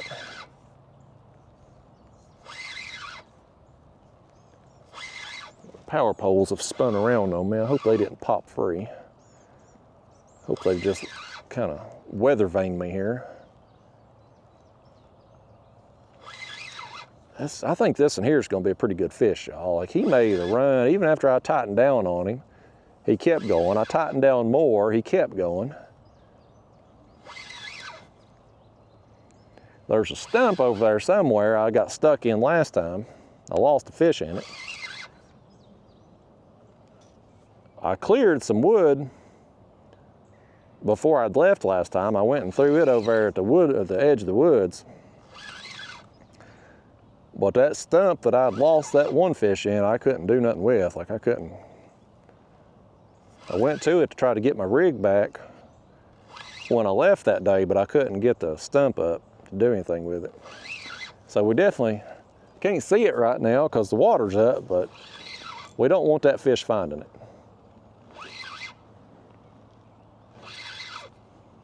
That other fish, man, he swam over here. He's headed toward them trees, babe. We're gonna have a mess. I want to deal with this one in the hand here first. I want to get him up here and get a look at him. See what we're dealing with. The fish to fight that hard. I might want a picture with this one. Y'all take a picture for me if I put the camera up there in the front mount.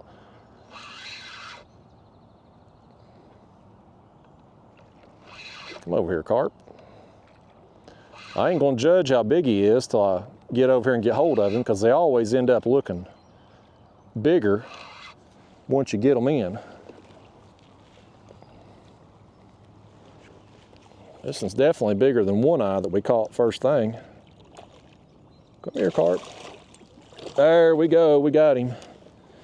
We got him, folks. That's a good one.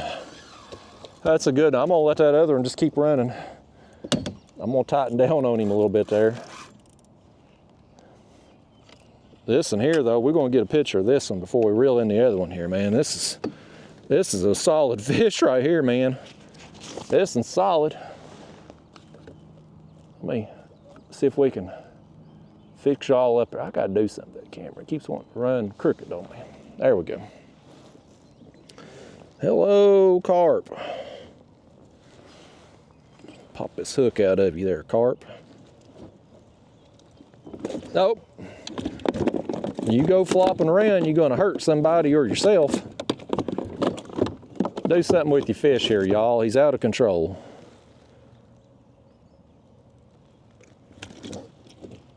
There we go. This is a nice fish. Nope. I don't know how long we'll have him here, but there he is, man. Look at that old thing. Tell them people hi up there, fish. Did I bust your lip? Are you bleeding or is that water dripping on me? I guess that's water. All right, man, we got a double. Let's let this one go. That's what we came here to catch today, y'all. That's what we came here to catch. And this one swam away from the trees here. How did we get lucky with that? Let's put the steel to the jaw here now. We can't get one to sniff our bait here on this other rod, but these two that's been out here in the more in the flow, they've got all our fish. Only 4 of them to this point, but hey, progress, man. Sometimes it just takes a while. That's fishing, that's real fishing. Raw and uncut today, man. This ain't no, you know, in an edited video, a day like today, I'd have done an intro. Then the next clip would have been me reeling in a fish, and the clip after that, reeling in a fish. And it would look like, assuming we get several fish today, which, you know, hopefully we will, it would look like it was one fish after another all morning long. But in reality, you know, we've had some downtime. Let's go around this way with this rod. And so, you know, if a person watches one of them edited videos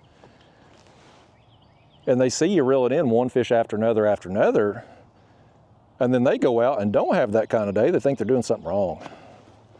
And sometimes, you know, like the last carp trip, you really are reeling them in one after another. But that day don't happen all the time. That's kind of a rare, amazing day. Oftentimes it's days, well, like we've got right here now. We waited an hour and a half to kind of get the bite going here. And then, you know, we get 2 fish in a row, boom, and who knows, we may cast these baits back out and we may end up waiting a while longer. Who knows, you know? We'll find out here in a minute if this fish will ever calm it down enough for me to net him. Why don't you come over here, fish?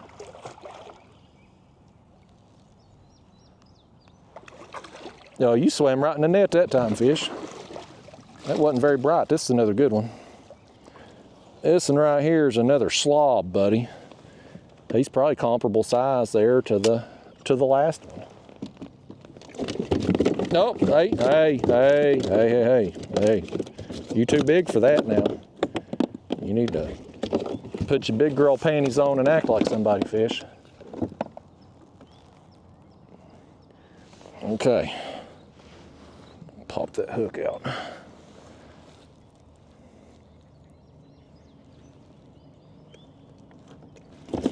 Okay, let's get that out the way.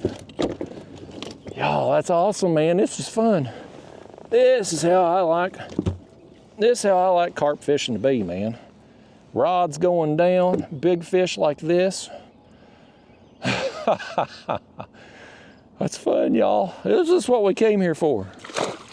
That's what we came here for, folks. That makes me happy.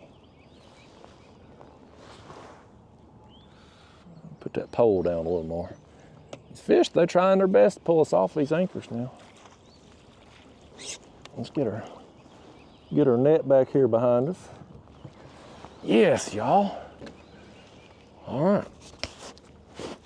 Well, we say we put some more on and see if we can't get some other fish out there. That just tickles my fancy, y'all. I'm feeling a lot more optimistic all of a sudden. I was kind of getting discouraged, you know, after you, like I said, when you do this and you bait an area, you expect it to be on within about an hour. Now, if I was out here and hadn't baited, maybe it takes a little longer if they ain't fishing there.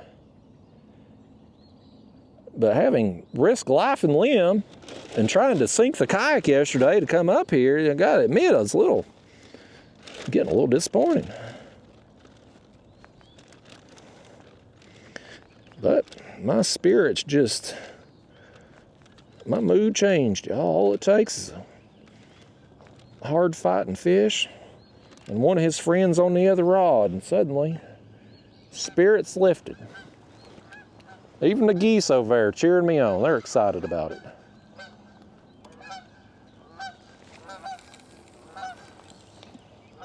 Wouldn't that be something if I'd casted that bait and one of them geese flew into it?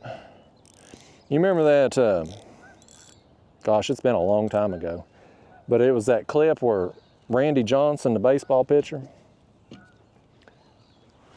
he threw a baseball and the pigeon flew right into the pitch and exploded. That was pretty crazy. If we could have done that with the geese and had one of them explode, that would have been viral, man. That would have been a video for sure. I'd have had the wrong kind of subscribers on that video, but it'd have been a video nonetheless.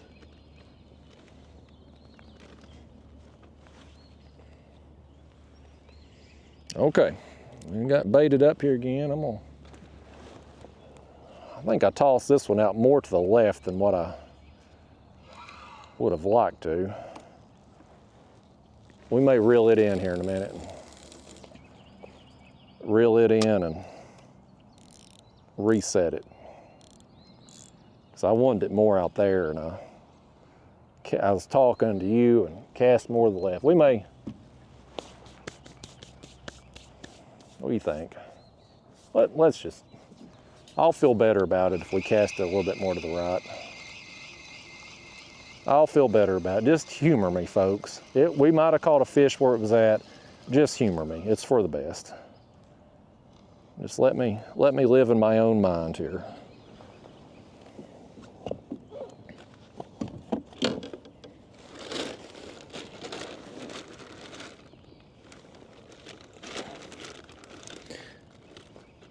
Put that on that feeder there. May not need at this point to put as much on, but until the bite really gets going, assuming it does, I kind of want to just keep putting a fair amount on. Putting out as much scent as we can. And we may need to, I don't know if you need to put out more scent in like muddy conditions or not. I don't know. There, that's better. I feel better about that cast. I feel much better. I'm going to be able to sit here and be more patient with that cast than what I would have been with the other one. This one over here, tighten that line. I'm going to leave it be over there. I mean, all the action's been here kind of in the middle of the creek. So I don't know. We'll leave it over there then. It's out of the way at least. Okay. What was I talking about before them fish interrupted me? I don't remember. Oh, I was talking about YouTube. Yeah, like my channel, you know, I didn't mean to start this channel. It just kind of happened. And I had all them questions, and so I put out a how-to video, and then I thought, well, who the hell am I to put out a how-to video? Nobody knows me. Like, what credibility do I have? So I put out a few more videos, just me catching some fish and trying to just give credibility to the how-to video. And the next thing I know, I got people commenting and watching, and the channel's growing, and people saying, more videos, and you know, and it just evolved over time. But, you know, I see these, and I'm fortunate that things went how it did for me, you know, and I got to a point where I can do this at a high level, but I can't imagine ever being so desperate for a click that I'm gonna go do some of the stuff. I mean, even in the fishing genre, you know, I see for a while the videos where you would go trespass on somebody's property and call the police on yourself so they'd show up and kick you off. Like, people were literally doing that. Like, I have no doubt some of those people were calling the police on themselves for trespassing so they could get it on video, them getting kicked off of a property. Like, it was so stupid. Like, why do you need the clicks that bad? And then they would do these challenge videos. You know, they go out with a Coca-Cola can and put a hook on it and try to catch a fish, or something stupid like that. You know, the iPhone was a big one for a while. They'd take an iPhone, attach a hook to it, and try to catch a fish. It's like, why the hell do you want to waste time with that nonsense? We only get so many days on this earth. You know what I mean? Like, we're all going to die so soon. Time flies by just in an instant. The days are long, but the months fly by, as the old saying goes. Why do you want to waste your fishing time with some stupid Coke can lure or iPhone lure or some crap like that? Why don't you go out and do something that you got a reasonable chance of actually catching fish with? Well, they got to get them clicks, you know. And then once the first person gets a click catching a fish on an iPhone, well, here comes the next 147 channels trying to copy the same thing because so-and-so got 12 clicks to their 5, so they got to try to just copy what they're doing. I'm like, I don't know if I'm just so antisocial that I don't care about it, or I don't know. I don't know, but I just don't care about that kind of I've never been comfortable, even with my YouTube channel having the success that it's had. And you know, granted, I've got a fairly large channel for the catfishing genre, but when you look at YouTube as a whole, like I'm a peon, man. I'm a nobody on the YouTube as a whole. Like, there's tons of channels out there that's got millions of followers, and you know, my channel is just a blip on the radar to them. But in the catfishing genre, I mean, I'm one of the largest channels. And so I get inside the catfishing community, I get a fair amount of attention. And I've never felt comfortable with it. Like, I've just never felt good about it. I've never felt comfortable with it. I try to make myself feel comfortable with it because I got to. You know, this is part of doing this as a job. You got to do things that you don't necessarily, that's with any job. I guarantee you, whatever y'all out there watching this video, you're going to clock in somewhere on Monday morning or Monday night if you're night shift. And as part of your job, you're going to have to do some things that you don't necessarily want to do, or interact with some people you don't necessarily want to interact with. That's just part of the job. It's what you do. And so there's things about social media that I don't like doing and don't want to do, but you kind of got to jump through the hoops, right?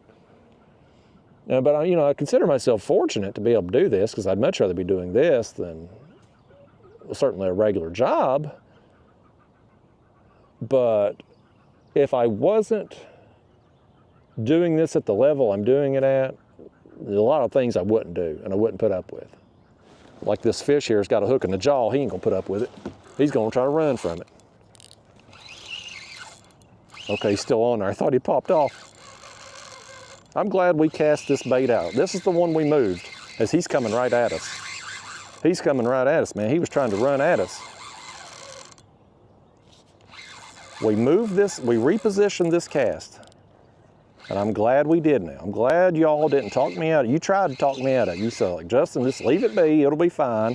And I said, no, I want to move it.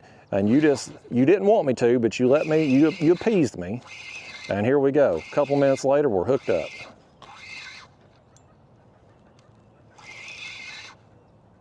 Let's see what we got. I'm pretty sure it's carp. Cats just don't run like that. Catfish fight hard, but they don't make them runs.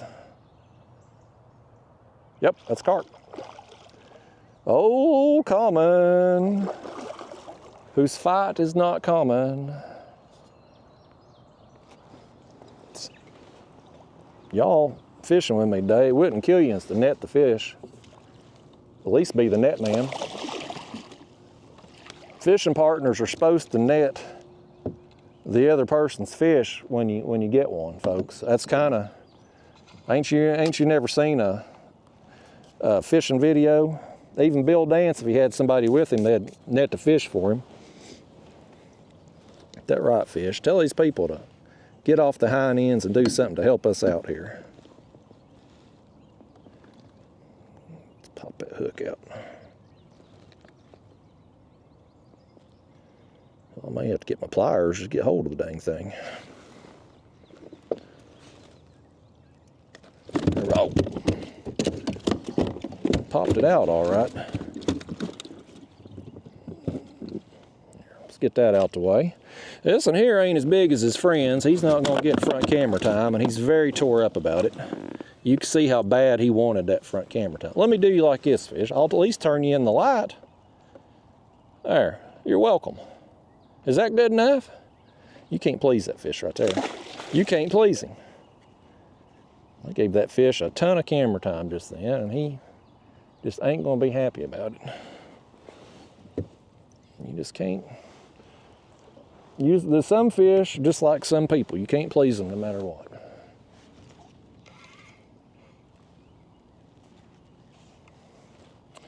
All right, well, shall we do it again? I think we shall. Took a while, folks, but now that's 3 fish fairly quickly. So maybe we got things going on here now. Business is picking up, as Jim Ross would say when Stone Cold Steve Austin would come out. When you hear the glass, it's your ass. These carp ain't hearing no glass, but they're hearing that drag pulling when they go to run, and they got to know they're in trouble. Unlike some of these people though, I just let them go. They got enough pressure out there from the bow fishermen and whatnot trying to put arrows in them. I just have my fun with them and let them go. You gotta treat a carp like a high maintenance woman. Have your fun with her, let her go. Don't want to spend a lot of time. You don't want to keep one like that. Have your fun and show them the door. Oh, we got this rod now. He's got it. Oh boy, he's got it. He's got it, folks.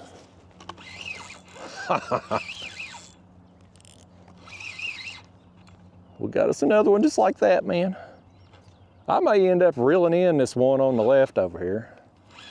It may not catch us a fish all morning. I don't know why that is. You just, in my mind, I would think the carp would be over there in that grass that's now submerged, or up along the tree line eating stuff that they can't normally eat because it's out of the water. And in reality, we're gonna have to go around this way. We're gonna have to go under 2 rods here to land this fish. He's just going back here. Lord, now he's headed over here into these trees as we got more geese going by.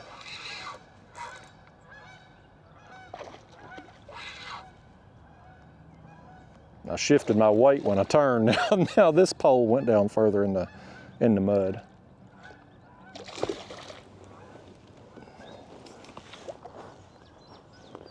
Get your net here. I got to net the fish again. These people ain't gonna do it for me, carp.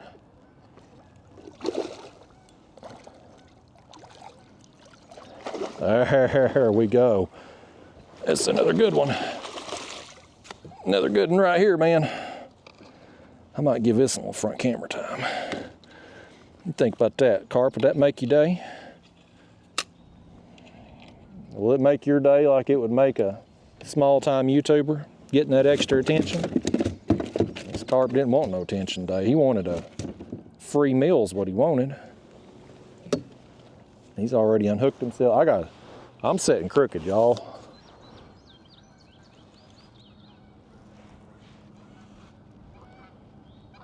Maybe I shouldn't have done that. Okay. Maybe I should have raised that one. I'm better now though. It all worked out in the end. These poles are a constant adjustment, just like them geese are a constant annoyance. Dang geese, man. Mating season for carp, and it's mating season for geese.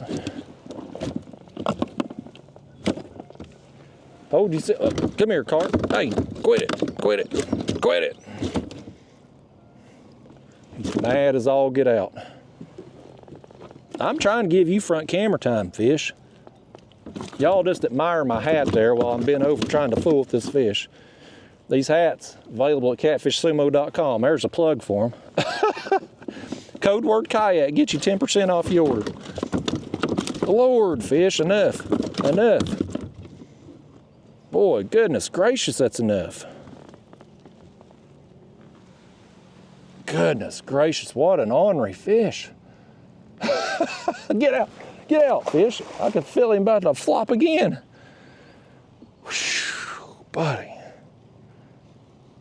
Goodness gracious, folks. I'll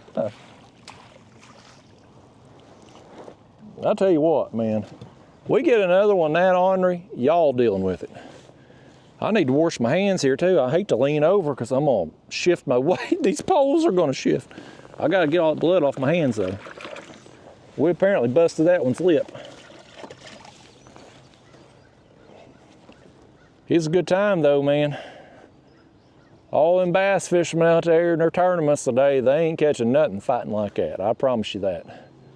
Them little 1 to 3 pound bass, they might come up and do 1 or 2 little jumps, but they ain't pulling like that, man.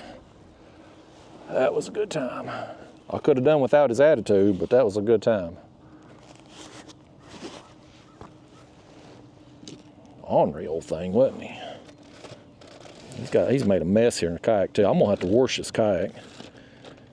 Between the blood there and just the breadcrumbs all over everything and Jello is gonna give me ants. I'm gonna have to wash this thing.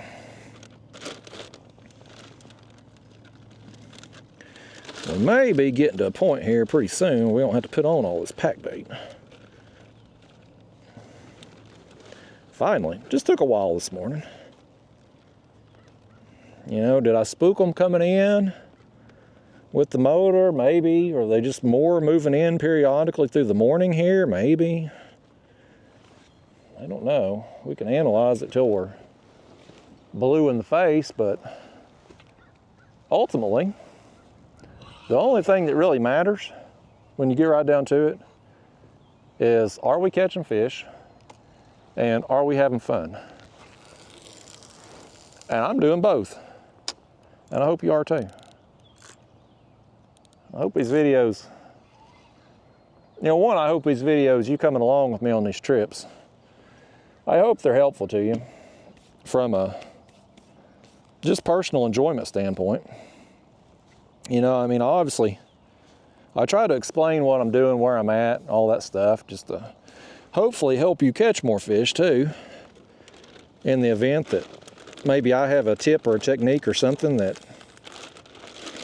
maybe you aren't already doing or aware of and might help you out catching more fish. But I hope too that there's some entertainment value or enjoyment of coming with me on these trips.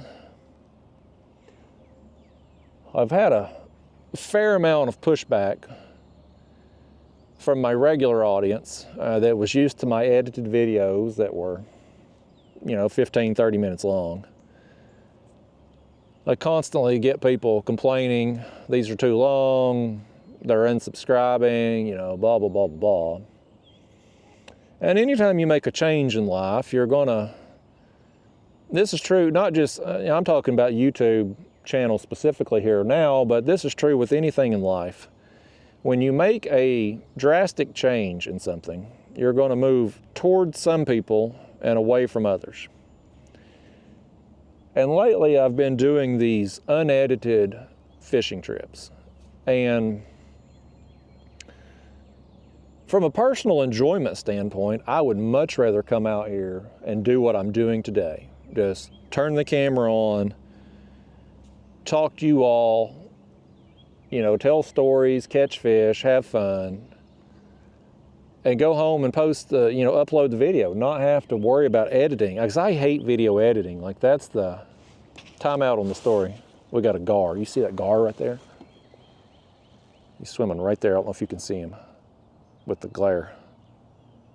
I think that's a spotted gar. We got spotted gar and long-nosed gar here. I think that was a spotted gar.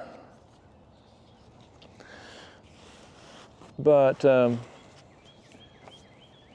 you know, from a personal enjoyment perspective, like, I would much rather do this.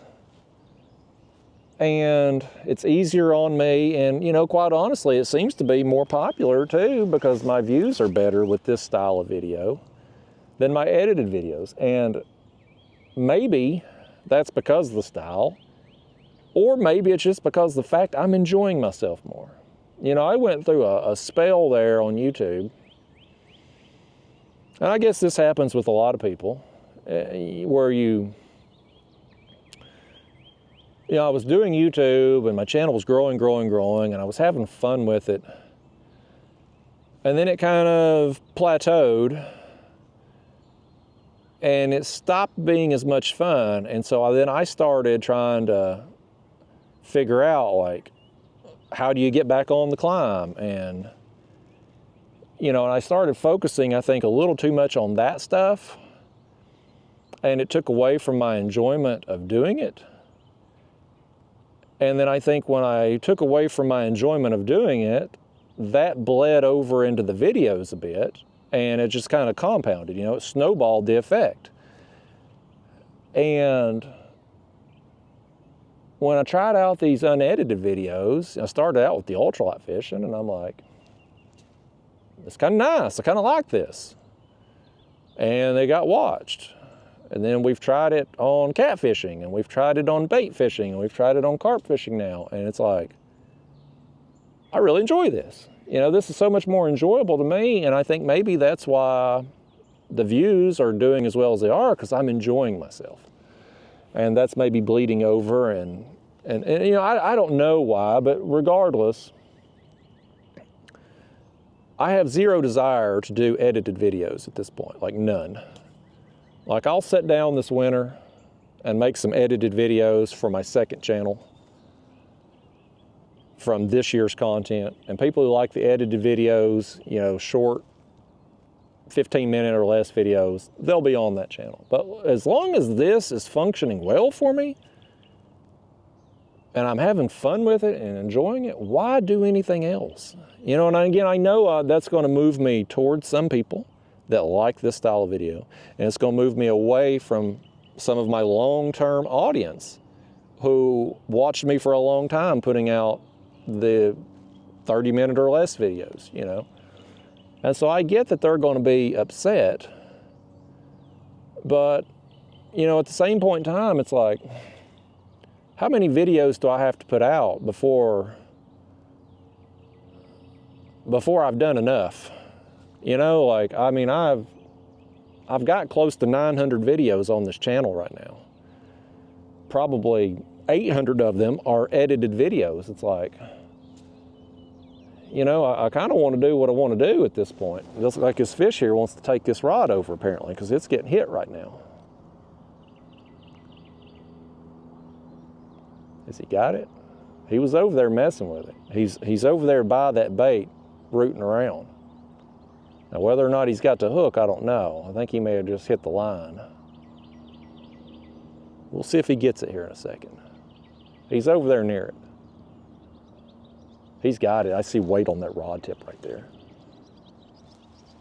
I just want to make sure he's fully got the bait and not just on the line maybe while he's eating that pack bait. I think he's got it. I'm gonna get the rod in my hand here. Let's tighten the drag just a smidge. If I feel him on there, I'm gonna jerk his jaw. Here we go. 1, 2. Oh, Lord Almighty, y'all. I just made a fool of myself, raw and uncut, buddy. I thought I felt him on there. I jerked into nothing. I jerked into thin air. That fish said, "You jerk." I wasn't nowhere near that thing. I wasn't imagining that, though. Y'all saw that rod get hit. I got the hook. This hook's in the cage, but that happened as I was pulling it up there. Dadgummit.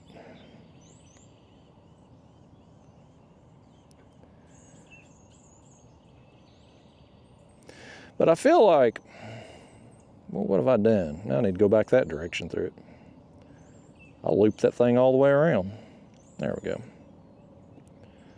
But I feel like at this point in time, I mean, having put out almost 900 videos over the last 8 years or so, I feel like I'm at a point where I've kind of earned the right to do what I want to do. And if that means saying goodbye to some people in my regular audience, well, I mean, I guess that's just what I got to do. Because I want to do what makes me happy. And this makes me more happy. This also, too, and this is kind of just petty of me, but that's how I am. I'm a petty person. I'm a petty, spiteful person sometimes. Some people would say that's a flaw. I think it's served me well through the years. I think it's one of my better qualities. But I like to kind of stick it to people who got a problem with me. And, you know, some of these people who have, I've seen the comments, oh, you know, Justin, the world has shifted towards short videos and Justin's putting out 4-hour marathons. Like, you're ruining your channel, ha, ha, ha, ha. What a dumbass. Like, yeah, all right. Let me just keep getting the views I'm getting and show these people, you know. I'll stick it to them. Their channels are floundering. You know, that other fellow over there that I mentioned, earlier, 10,000 subscribers after being on YouTube forever, can't get 500 views a video. He'll talk crap about me all the time. Every month I'm on YouTube doing this full time, it's another stick in his ribs, man. It's just poking him that much more because he can't stand it, you know. I love sticking it to people like that. And I've had these other people that have, you know, some of them have tried to call me a liar, for instance, like with the flies I use on my catfish rigs, like accusing me of like manipulating footage and stuff and not really catching them on the fly. Well, guess what? When I'm doing these unedited videos, you're seeing it as it happens. When I reel a fish up, like you see me drop the rigs, you see the rod go down, you see me reel them up. If they've eat that fly, you see the fly, man. Like there ain't no manipulating any footage when it's unedited. So all them people want to make me out to be some kind of liar. I stick it to their sorry asses. I make them look stupid. Then you got, you know, for some reason, again, I just enjoy that kind of thing. And then you got, you know, we got this other YouTuber, he runs me down every chance he gets too. And one of his big things forever was, well, Justin goes out and fishes all day long and makes it look like he's catching fish all the time, but really he's on the water, sunrise to sunset. Like, okay, well, when I go out and I film for 4 hours and you see every fish I catch during that time period, it's like, okay, yeah, go ahead and tell people I'm out there all day and night to try to catch these fish, and they'll see, by God, when they turn on 4 hours, you'll see. When I'm on a good bite, yeah, I am catching a bunch. And when I'm not, you know what? You're going to see that too, because it's real. So much of YouTube is BS. So much of society and social media these days is BS. It's everybody boasting and trying to make you think that they're a better person than they are, or they're doing better off in life than they are. And what you see out here, man, good or bad, like you see it. Now, I'm not going to post, that's not 100% true, because I'm not going to post a skunk trip. Or if we'd come out here today and, you know, we spent all morning and we got maybe that first carp and that first catfish, I'm like, am I going to subject you to 4 hours of that? Like, you know, I want it to be real, but I also want it to be entertaining, you know? This fish here ain't entertained. Did he just drop it? He took it over kind of hard there, but he dropped it. But you know what I mean? Like, it needs to be entertaining too. It can't just all be real. Skunk trips happen, and it, you know, and it certainly makes you look more human, I think, when it does happen. But you got to be entertaining too. And when you're trying to do YouTube, you don't want to. Every video you post, y'all have heard the impression, and this ain't just a YouTube thing. This is real life. Make a good first impression. That's important, anything in life. First impressions matter. Every time you post a video, there's going to be a ton of new people. That's the first time they've ever seen me, is that video. Do you want that being a skunk trip? Is that going to give you credibility? Is that going to show people that, hey, maybe this guy knows what he's doing, or whatever, like I should come back? No. And so you got to constantly think about that kind of thing, you know. And so a lot of YouTubers, they'll post skunk, man. I mean, you see a lot of it on there, but I'm like, you ain't helping your cause. If you see a channel with 35 skunk videos, I promise you, they ain't doing any good. You know what I mean? Like, they're so focused on just getting content that they're not putting themselves in their audience's shoes of what they're looking at. And so, I don't know. I kind of want to do what I want to do is the basic gist of it. I like doing like I'm doing. Most of my trips, regardless of what the other YouTubers will say, most of my trips are 4 or 5 hours long. So whatever fish I get in there, even though if I get on a hot bite and get a 45-minute edited video, you know, it's easy for them to say, oh, he was out there all day and night to get them fish and made it look that way. No, like if I do it unedited footage, like you're going to see, you know, so I'm petty like that.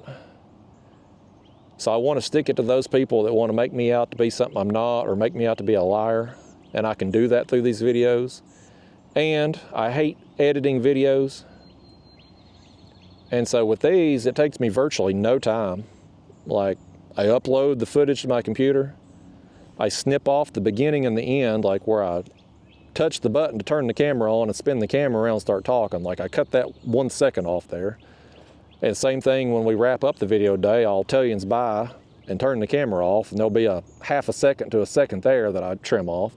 That's it. That's my editing, man. It takes no time at all. And, you know, some of these guys and this is just difference in personality, like some people consider themselves artists. Like, they're videographers, you know, they're trying to make a nice video. And I've never been the artsy-fartsy type. Like, I'm a pretty analytical thinker. And my videos have always been super simple with my edits. Like, I do an intro, edit. Rod goes down, catch a fish, edit. You know, my videos just go like that. You're not seeing, I'm not doing musical scenes, driving to the lake, nature stuff. Like, you don't see all that B-roll. They call it B-roll. That's the fancy, cool kids YouTube term, B-roll. You don't see that in my videos. You never have. Like, it's just not me. You know, I'm not trying to win an Academy Award. I'm out here to go fishing. I want to catch fish. And, you know, when I started kind of doing YouTube videos regularly and putting them out, I used to say it in the videos, like, my #1 goal is to go fishing, YouTube second. And over the course of time, as my channel grew and I was able to transition out of my regular job and into this, I kind of had to switch mindset a little bit. Like, I had to focus more on YouTube than the fishing. Like, you know what I mean? Like, if I wanted to maybe go ultralight fishing today, but I needed a catfish video because I hadn't put one out in a while, like, maybe I have to change what I'm doing because of YouTube versus what I want to do. You know, stuff like that. But overall, when you get right down to it, like, I'm a fisherman. I want to go catch fish. And I want to keep things as simple as possible while I'm doing that as far as video goes, to make it easier on me and hopefully still make it an entertaining adventure for you. You know, whether you're looking for knowledge on how to do something, I hope to give you that education. If you're wanting a fishing buddy because life happens and you just can't get out and go, I hope to provide that for you. You know, so again, I get it. You know, some people want a shorter video. I'm not going to fulfill their needs anymore. Thankfully for them, there's millions of other channels who will. Some people are going to watch these videos that maybe liked me before in the edited videos, and now through my stories and just talking for however long we're fishing that day, maybe they realize, you know what, this guy's kind of a prick. I don't really like him. That's okay too, you know. Chances are I wouldn't like them either. It's okay for people not to like each other in life. That's another problem with society today. Everybody's trying to force their will on the next person to try to get them to whatever it is they believe in, their way of life, their whatever, you know, pick your soapbox topic of the day. And if somebody disagrees with them or they don't like them, it's like, no, we can't just leave it at that. We got to keep forcing our opinion, forcing our will on this person to get them to our side. And it just causes all this conflict and back and forth. And it's just like, it's okay to disagree. Like, it's okay not for people not to like each other. That's okay.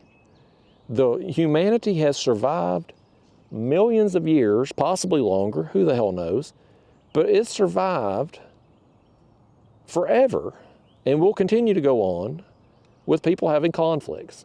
Like, it's okay. You're never going to have a society where everybody gets along. You just won't.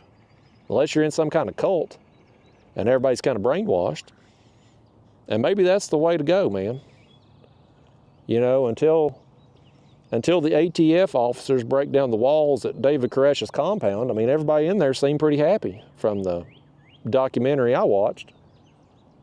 Like, they were all just living the happy-go-lucky life, you know, David Koresh impregnating all the women and the men treating him like he's some kind of god. Like, you know, hey, if everybody's on the same wavelength and the same page and you can isolate yourself from all the nonsense in the outside world, maybe that ain't such a bad life.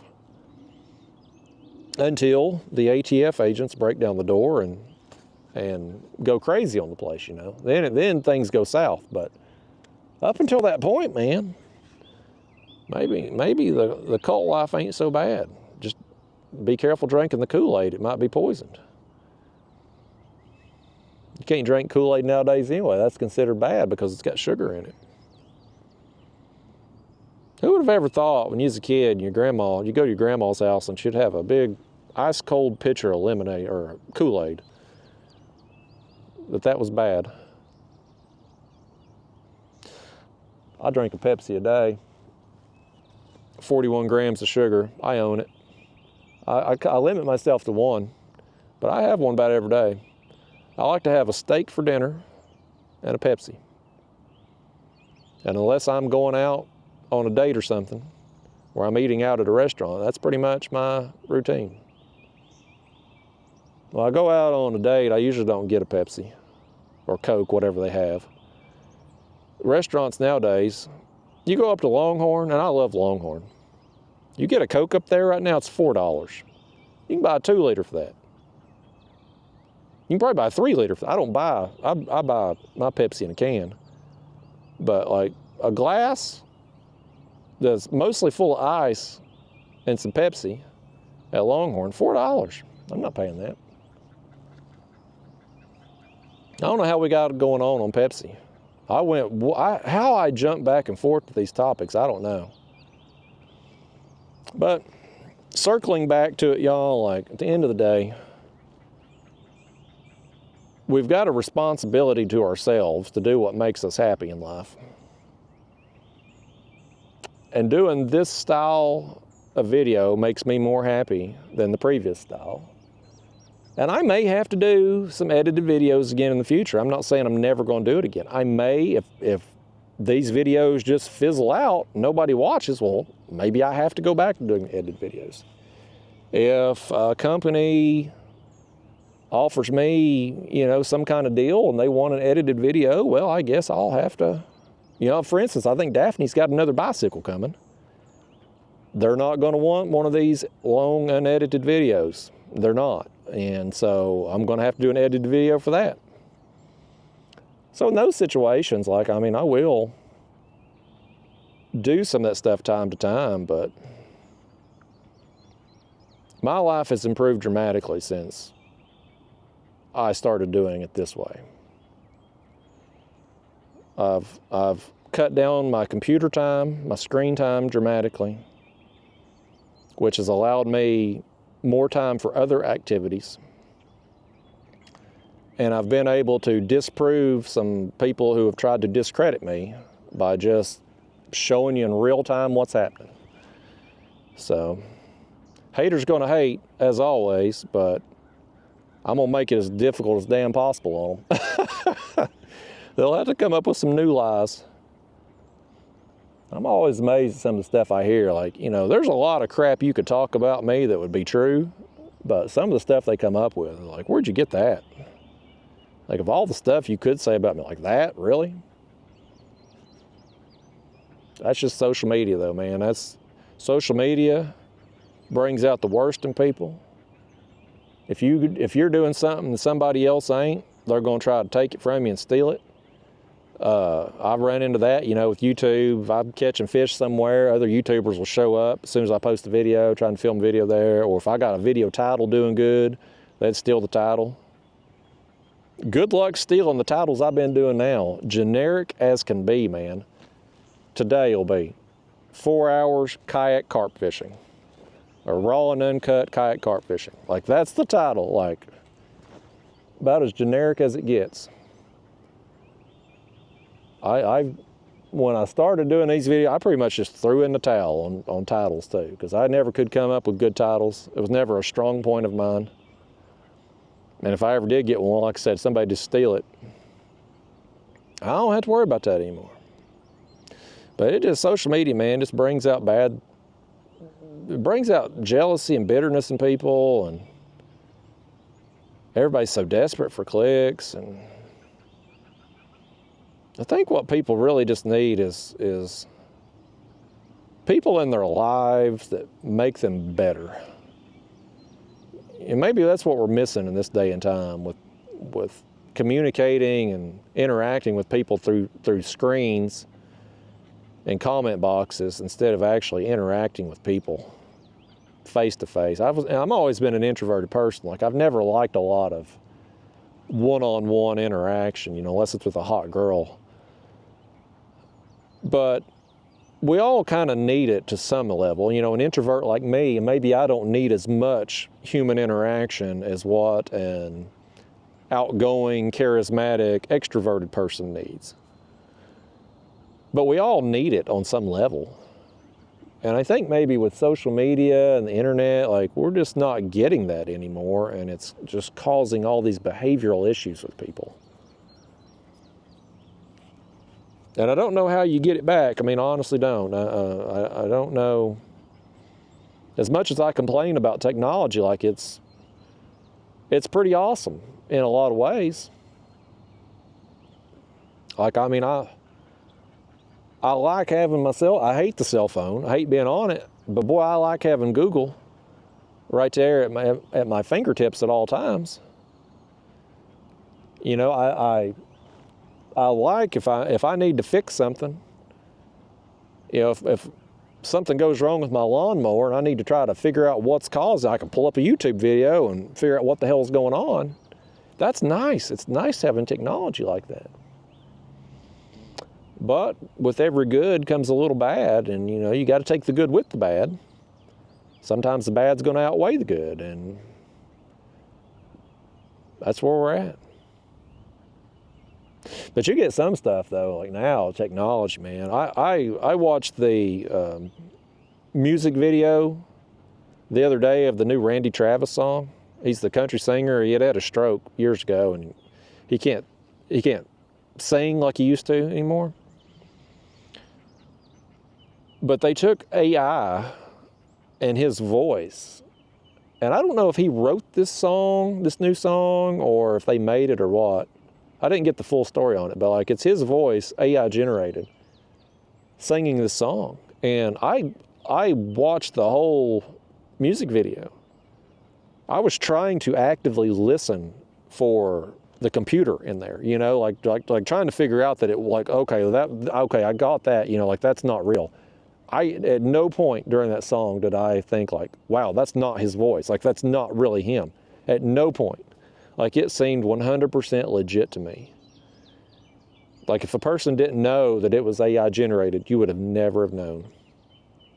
And when we get to a point very soon where you can take someone's voice and a picture of them and create videos and content, like, we've already heard of the deep fakes, right? Like, there was one with Tom Cruise a few years ago it was obvious it was a deep fake, but it was pretty good, especially for the time.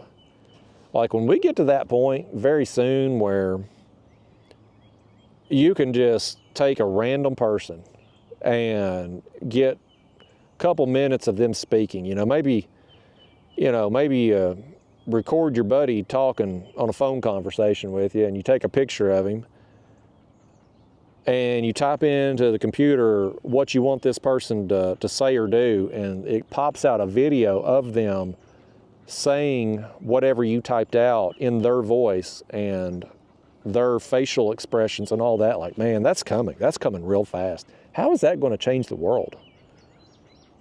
Not just from a content creation standpoint, but like society. Like, what will we be able to trust when political figures are saying stuff on our screens that may or may not be them? Newscasters saying stuff. We got a fish right here. This fish, he'll be AI generated on a screen. I might actually be able to catch a 100-pounder, folks, because I can AI generate it when the time comes. Who knows what's going to happen?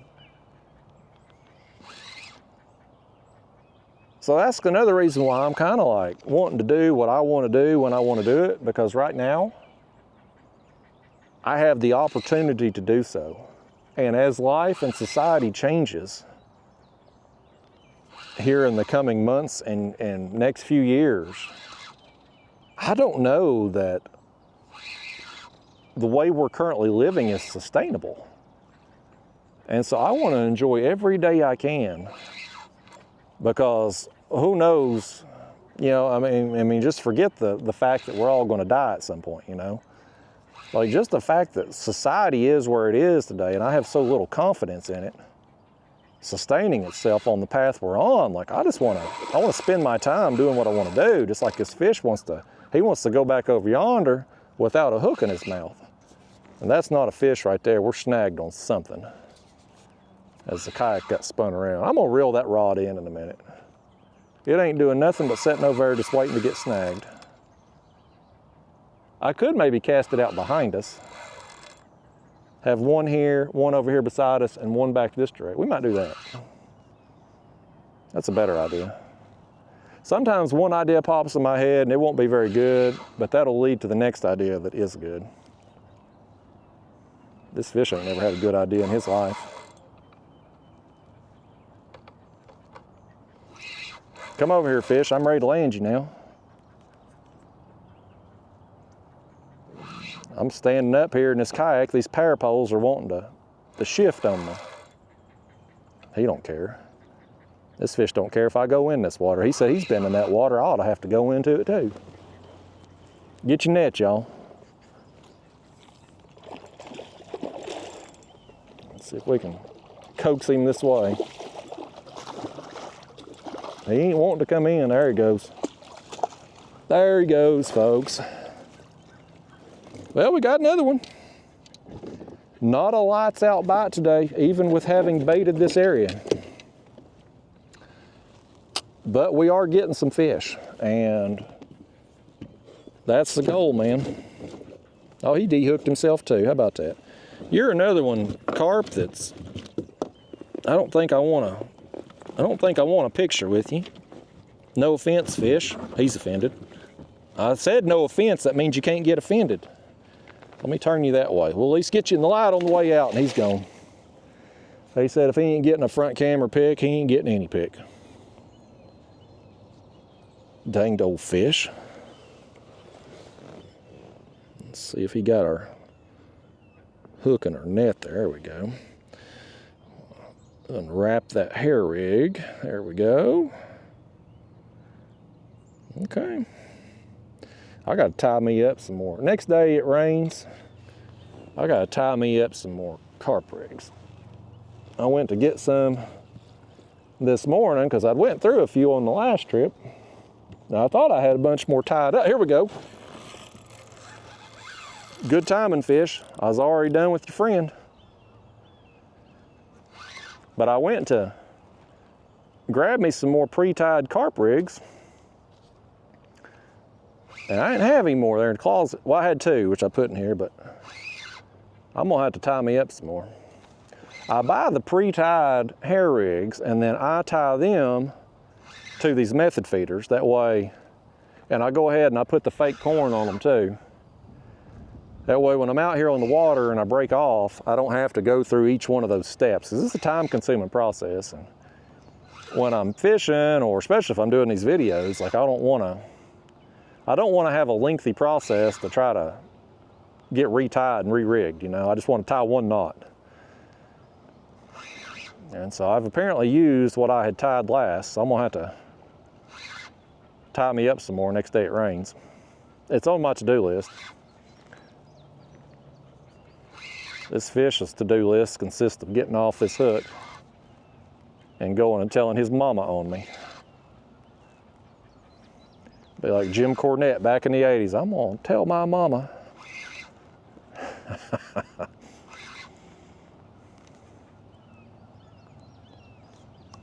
I can't tell about, you know, again, you can't tell on these carp till you get them up in the kayak how big they are. They seem small at a distance, and the closer they get, the bigger they get.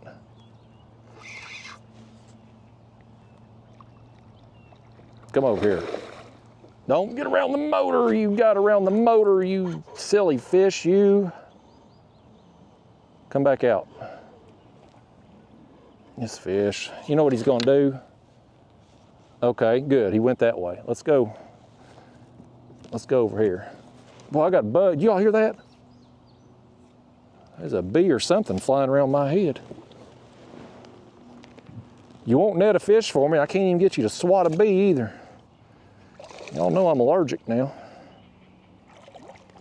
Come here, fish, before that bee comes back. We got lucky him coming out of the motor like that.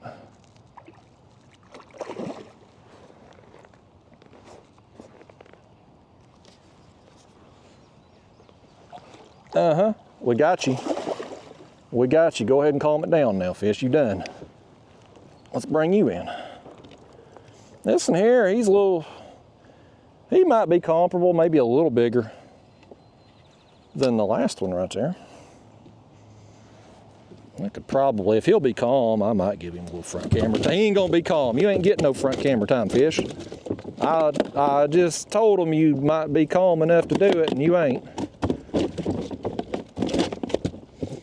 He's trying real hard to get himself unhooked. The real carp fishermen out there will have my hind end because I don't have a mattress down for these fish.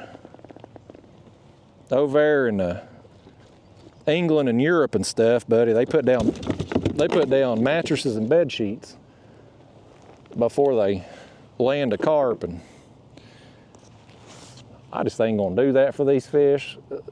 If you do something in life and it hurts, stop doing it. So you would think they would, if it hurts them to flop around in the floor of the kayak there, you'd think they'd quit doing it. I may hold him up here though, just for duties and giggles. Okay, so we about to lose our net right there. Another one there that's, you know, probably in that 8 to 10 pound range probably, which is a very common size of a common carp. Hell of a battle though, man. I promise you that fish right there, they ain't no bass fishermen out here gonna catch an 8 to 10 pound bass today. And even if they did, they ain't gonna fight like that. But that size right there, very common of what you can expect to catch doing this style of fishing. And I mean, if you just want to go out and catch a big fish, you know, get rid of your preconceived notions. If you're taking a kid out, for instance, you know, the kid don't know difference, trash fish, sport fish. They just want to catch a fish. You put them with a big carp on the line, man, they're going to have a dang good time, buddy.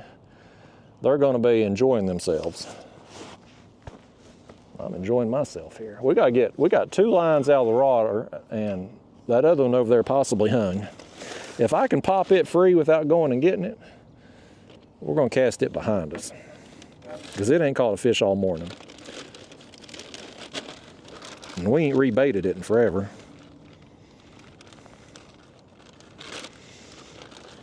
But the way things have gone today, I don't think it was very smart of me to come up here and bait this area. Like, it didn't, it don't seem to have done much for us. Would we have maybe not caught the fish we've got without baiting? I don't know.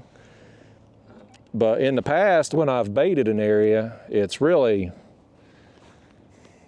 been a more active bite than what we've had out here today.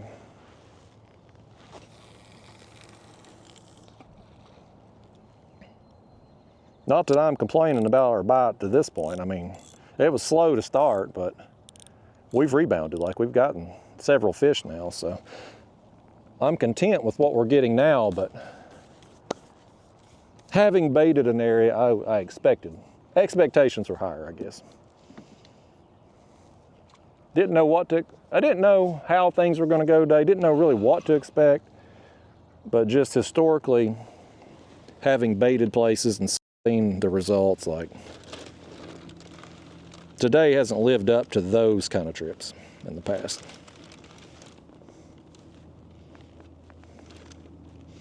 I feel like the universe owes me one after yesterday and risking life and limb to come up here. I feel like they should show mercy on me. Give me a mirror carp today, or a buffalo, or a big trophy common or something. Is that asking too much for damn near sinking my kayak yesterday?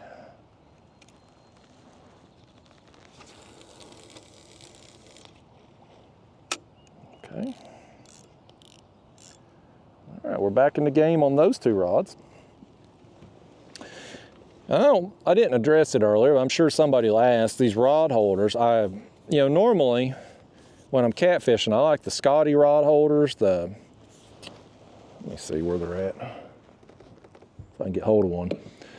I like this style when I'm catfishing. But when I'm doing like carp fishing here today, or if I'm catfishing and I'm casted baits out, like I'm anchored and I've casted baits out, I like these they're called Scotty rocket launchers, rod holders. And they kind of keep your bait, they're tubular style, they keep your rods up. I can spread them out a little bit. I like this style for either carp fishing or catfishing where we're anchored and casting baits out on bottom. And so I just switch them out. Like the bases are the same, and I can just pop that out and put my other ones in when I'm done. So it allows me to go back and forth. And I just keep these, I keep them in my crate here behind me. That way they're always in the kayak if I need them. Okay, we got this back. Or maybe it wasn't. It was snagged on something, but we got it back.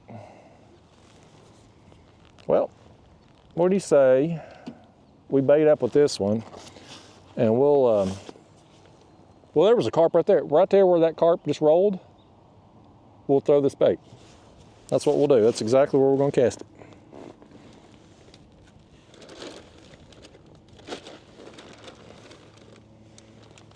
Perfect. That carp showed me where I need to be casting. And hopefully we'll have enough distance between our lines, even though they're all going to be kind of the same path right here in the middle of this creek.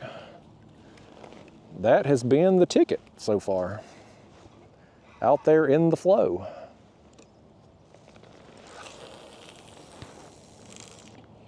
I got close enough. Horseshoes and hand grenades, I got close enough. So we'll move our net here to the other side, and I'll put this in the rod holder behind me. Stick the net over here. It'll be here behind my left shoulder if y'all decide to actually net a fish for me today. You won't have to look for it because I just told you right where it's at.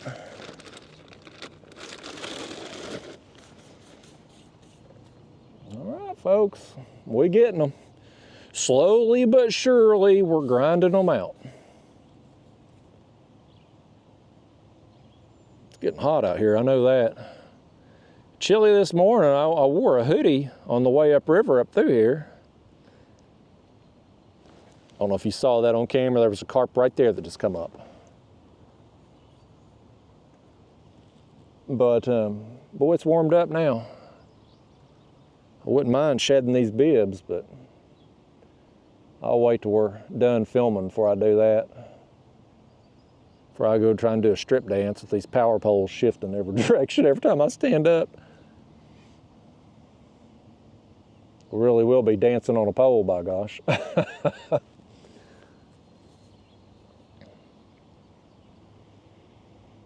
it's a good day though. I mean, it's warming up, but man, just beautiful out here. Sunny day, everything's green. You know, it's warm, but it ain't so hot you can't enjoy yourself. It ain't like summertime where it's just hot and sticky and miserable, you know. Like this is a perfect time of year. I love being outside this time of year, other than the pollen, of course. I mowed my yard last night. Once I got home and drained all the 1,000,000 gallons of water out of the kayak, I hopped on the mower and got that done. I had hoped to yesterday not only mow, but also finish building my tomato cages. I talked about that in my Ultralight video, and also with I do some channel members videos, behind the scenes stuff there at my house, and I'd showed them one of them I built, and I'm wanting to make a couple more because I got 2 more tomato plants I need to do something with, and I'd hoped to do that yesterday, but I just ran out of daylight. It took so long to get back to the car yesterday. After dropping this bait, I had to save that project for another day, so I might work on that today a little bit. Also too, I've got to do my yard sale post. Like, I've got so much camera gear and stuff I need to sell, and some reels. Like, I need to do something with that stuff. I keep putting it off and putting it off. Like, I'm gonna have to just make myself do it. Now also too, here's the other thing I gotta do. And I've talked about this on my regular fishing partners here on these videos. You've heard me go on about this, but I got that electric tricycle that Daphne got. Worst bike we've ever had. They don't want me doing a YouTube video with it.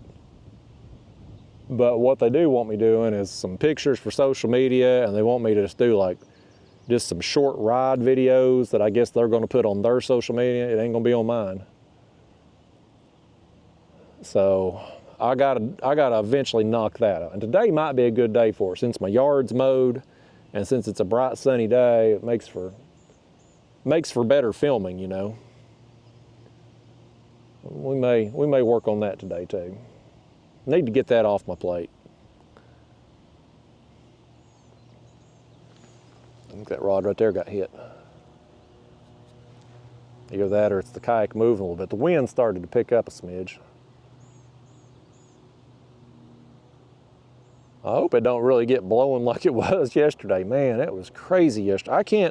I should have filmed. I didn't have a camera with me. And I guess I could have pulled out my phone, but there would have been a bunch of wind noise. But like, I can't even hardly describe it. Like, it don't seem real. Like, to have waves that big on the section of the river that's out there, like, it's just not a very big section of river. Like, it's not a place that you would think there would be waves that big. But I mean, when you got up there near the bridge and that current flow picked up and just the wind going directly against it for that long straightaway, like, I mean, they were huge waves. I mean, I've never seen anything like it out here. Oh, he dropped it. Don't tease me like that ever again, fish. I had half a spike of adrenaline right there. Okay, now this one's back, nipping over here. That fish hit that rod and ran down there to grab the other. He's trying to do a distraction. He's got it. He's got it. We're hooked up again. Here we go. Tighten down just a little bit more. I think this is a catfish potentially.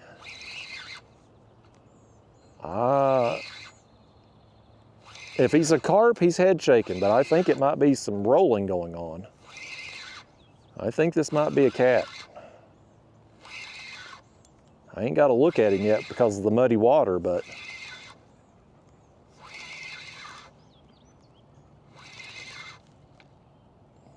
let's see what we've got here. Let me just get a look at you, fish. Let me get a look at you, come on. Nice of him to swim on this side though, make it easier to net. No, it is a carp. I'll be doggone. Fooled me. He fooled me. I guess it was head shakes. I thought he was rolling. Well, good, I'm glad you carp, because we ain't out here after no catfish today. We done caught our fill of them.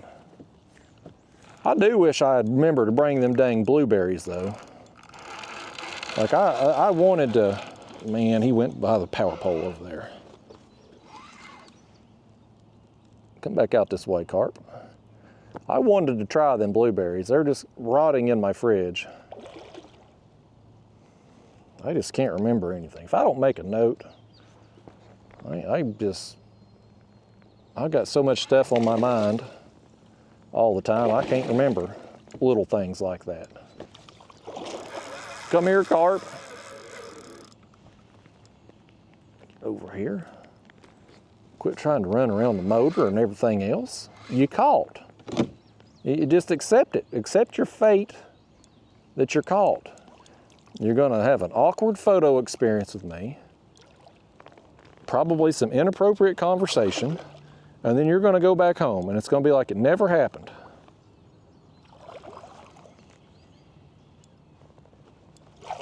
Oh, okay, we got him then. We got him then, folks. It'd have went a lot smoother if you'd net a fish for me, but heaven forbid, you know. Okay. Come on in, carp.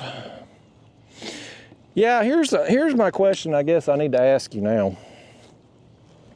Are we getting these carp because we baited last night and they've been here and now they finally found our bait? Are they picking up on the scent of our pack bait and finally finding it? Or is it just the time of day? Or maybe they're getting a little bit more active, sun coming out. You know, I assumed water temperature dropped a little bit with all that rain, especially flowing in from this creek here. Maybe the sun heating up the mud, getting them a little more active. Hell, I don't know, you know. Let's see if we can put this in the sunlight over here. Best we can. Not front camera worthy fish, not this year. Do it again next year. He'll think about it. No promises, he says. Yeah, I don't know. I mean, we're definitely getting more action now than we did there in the beginning of the trip, but how much of that is time of day versus baiting versus just, you know, me spooking those fish when they first come up through here? I don't know. I got more questions than answers. But again, the most important thing, are we catching fish and are we having fun? And the answer to both is absolutely. And you can too, you just give them a chance. Throw out that whole trash fish mentality that you got with them, and you can have you a dang good time too.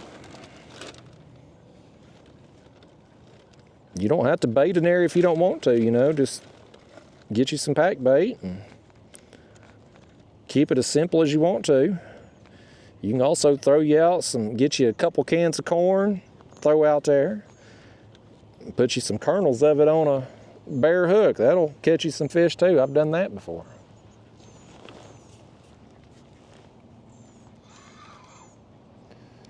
You can make it as simple. That was a terrible cast. Let's try that again. That was awful, folks. I wanted to go way more down and to the right. Let's try it one more time. But you know, this carp fishing's like anything else in life. You can make it as simple or as complicated as you want. I've certainly complicated my setup to an extent in the kayak just because of the power poles and all, and the net. If I was fishing on the bank, obviously wouldn't need the power poles. The net, probably a helpful tool overall, depending on the shore access that you have. If you can get down in the water, not necessarily a big deal, but if you've got to bring fish up over a drop or something, net would be helpful. But when you put all that stuff in the kayak, the anchor poles and the size of the net needed for these fish, plus your extra rods and all that, like, it gets to be a little bit much. But it allows me to do what I'm doing because When our water level's up at normal pool, like I just don't have a lot of access. Like when you come in these creeks and stuff, you've either got a situation like out here where you got overhanging trees, or you've got an open area, but it's somebody's backyard or their front yard, you know, and you can't just be setting up shop right there in their yard, right there in front of their living room picture window. So I was kind of, there was one roll right down there. You know, I was kind of forced to figure out a way to anchor myself and try to keep myself in from moving as much as possible. And a dual power pole setup was the best I could come up with. Yeah, I could run an anchor off the front and the back and keep the ropes tight and prevent some movement, but then you got to climb to the front and the back to put your anchor down, and then you're going to have 2 ropes down there. You know, it's just more obstacles for fish to swim around and get tangled up in. We've been fortunate today, but they already get in my motor and my power poles enough as it is. I don't want to be putting 2 more ropes down there. So I don't know, you know, and I guess there's a possibility too that maybe instead of fishing a bottom rig like we're doing right now, maybe we could run a float rig, and then being the back and forth maybe wouldn't matter as much. I've caught carp on the float rig before, not specifically necessarily trying to catch them, but like, would I be out ultralight fishing and bluegill fishing back in the day under a bobber, having either a dough ball under a bobber or a worm under a bobber. You catch some carp like that sometimes. So like, I mean, they'll come up, and these carp, I mean, we've seen them a few times here. One just a couple minutes ago, where they come up on the surface and they roll. They're probably up there eating those breadcrumbs off the water surface. And so it's possible that maybe instead of setting up how we are, maybe we could use a float rig, and then it wouldn't matter as much if the kayak spun around or moved. But we would probably, in that situation, especially if you're fishing a day like today where you got a little bit of flow, you would probably be limited to maximum of 2 rods, because with not having anything on bottom to kind of anchor that rig, like them method feeders I'm using, I think they weigh 1 ounce. So, you know, it's a little bit of weight to kind of keep you down. Without that, those floats are going to just kind of come together here in the current. So the only thing you're going to have separation-wise is just the distance between your rods.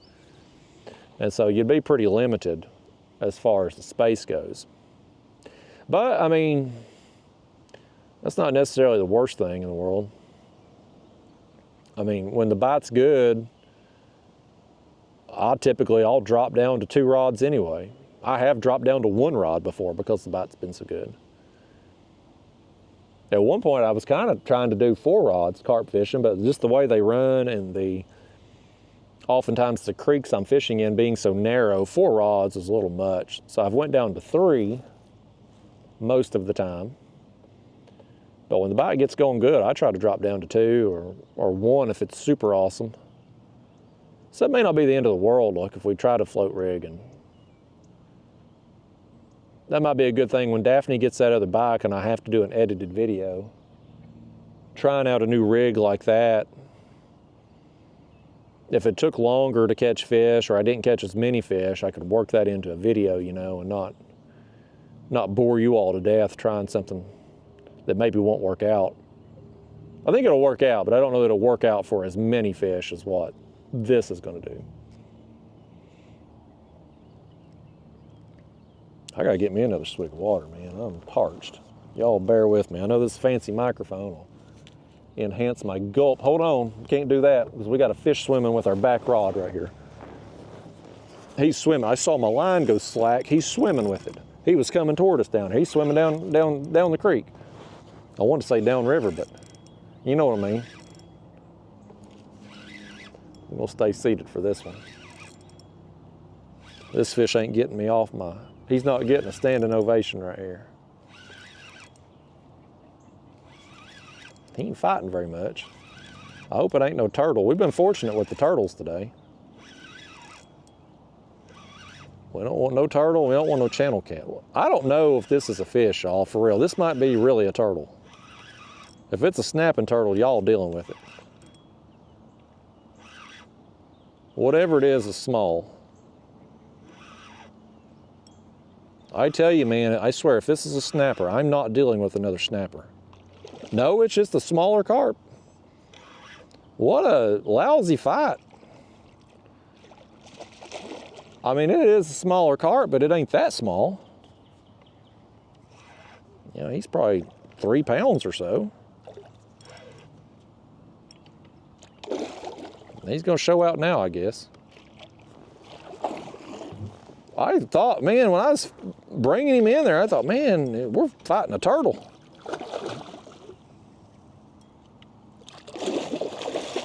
Now he's gonna try to make up for it now. You done ruined your reputation, fish. You done ruined it. There ain't nothing you're gonna do to salvage it at this point. He's gonna try to get in my reel. He's gonna try to get up there around the motor.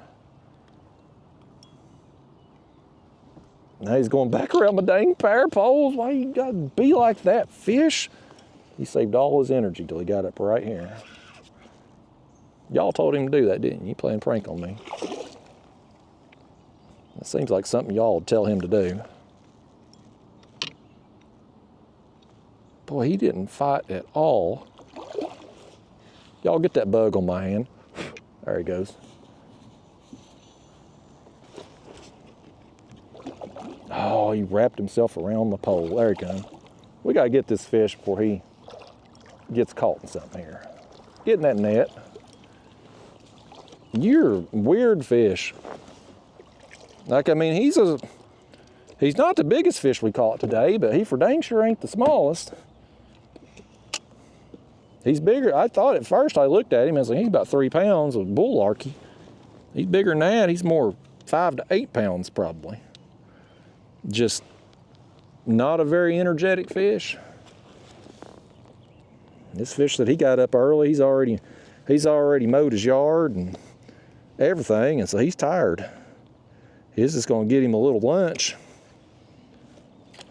And next thing you know, he's got a hook in the mouth. Well, he ought to be easy to get a hold of at least. Yeah, I mean, that's a fish that's probably 7, 8 pounds. No fight. Go get you a nap, buddy. Fix you a sandwich and take you a nap. Old thing. Let's see what we got here. Where'd that? Okay, well, the hook must be. Let's go around this way. Put your net back over here. Get it behind us on this side. That way you'll know where to grab it at. Let's throw one out behind us again right there. And then I'm gonna try to get me a drink. I'm parched. I was about to take me a swig and that fish said, hold your horses, Justin, because I'm a-coming your way. And I looked back and that dang line was slack and coming at me. But you know what? That rod hadn't been hit all morning over here on our left side. We move it there behind us, kind of in the middle of this creek, and what do you know? So I don't know why that is. I don't know. But we know, we figured it out. We may not know why it's happening that way, but we figured out that it is, and so that's the next best thing.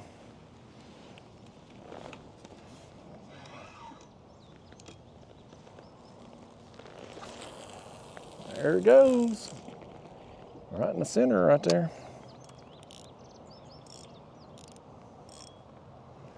Whew, y'all. How many fish we got now? I didn't lost count. To have started so slow, like 2 fish in what, an hour and a half or so?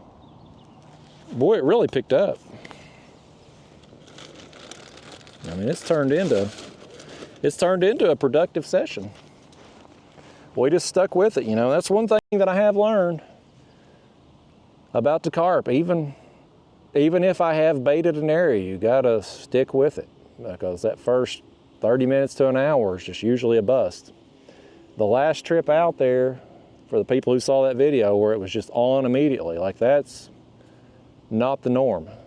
Like, that's just not how it typically goes. At least not for me, in my experience. Fun when it happens. All right, let's get me a gulp here before I get another fish on. If a rod goes down while I'm getting me a drink here, y'all grab it. It's well past time for y'all to reel one in.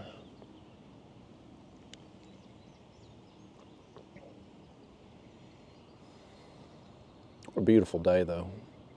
Absolutely beautiful out here. If you're watching this video right now and it's beautiful like this, wherever you're at, go outside a minute and just soak it in. I know with this fancy pants microphone, you probably don't get to hear the birds chirping and stuff. It's good for some things and not so good for others. I'm sure you heard the geese, as they're so dang loud, but the birds and stuff, maybe not so much. It's great with wind, though. You don't get all the wind noise. Not that we have much wind today anyhow, but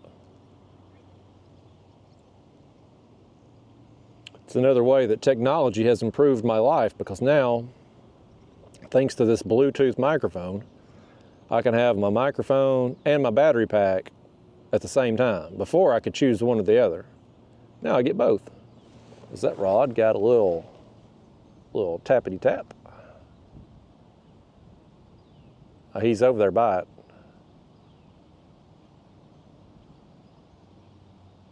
He was, at least. Yeah, he's over there by it. My line keeps getting a little tight and a little slack. I got my eye on you, fish. I dare you to make a move. I'm not above grabbing that rod and making a hook set on a fish that ain't there. Y'all have seen it. You've seen me do it. I've set some hook sets on tree limbs too. I did that yesterday in my ultralight trip. I set the hook good on one.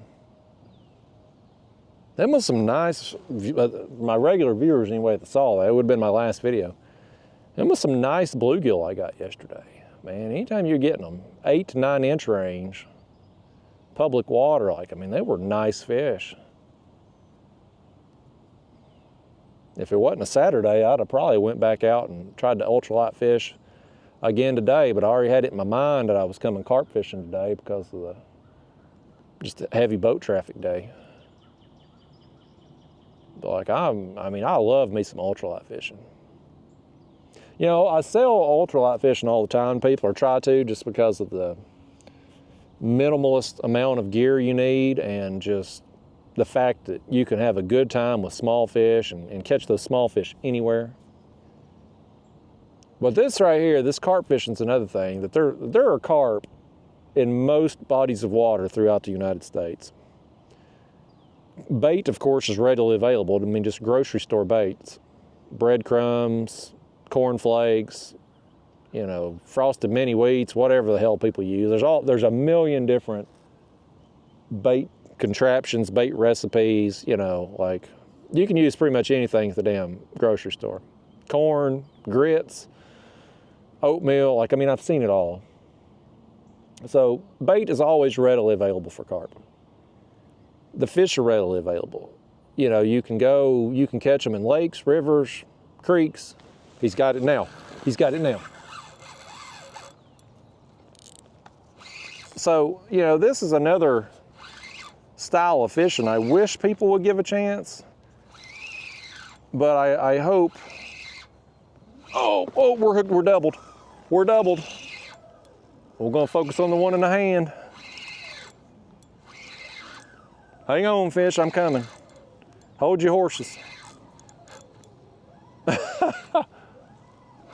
I kind of want to get this one landed, but the other one is just, he's cute. This is where these 4,000 size reels come into play, folks. Letting them be able to run like that without spooling you. Let's try to land this one quick if he'll allow it. Is that other one? I don't know if you, oh, there he goes. He unhooked himself, perfect. Thanks, fish. Hell of a job right there. My fishing partners here can't unhook a fish for nothing. They won't lift a finger here to help us, but this one, buddy, that fish right there, he's like, I'll just unhook myself, Justin. I see you're busy. What a courteous fish. Oh, this one, look at him. He's over there in them weeds. Do you see them weeds moving over there? He is all the way in them bushes. He ran way back up in there. You see him thrashing around over there? Let me see if I can get the reel out of the way. Like he's in those dang, right there. Can we get him out of that without breaking our line? We should be able to, it's just weeds. Okay, there he come. There he come. Come out of them weeds. Okay. He thought he was gonna be slick, buddy. He was going all the way back in the jungle right there. And now he's coming right at us. Right at us, man. Like I'm reeling full speed here, coming at me. Goodness gracious, he's fast. He ought to be about wore out now. Cutting through the jungle like that, he didn't even have a machete.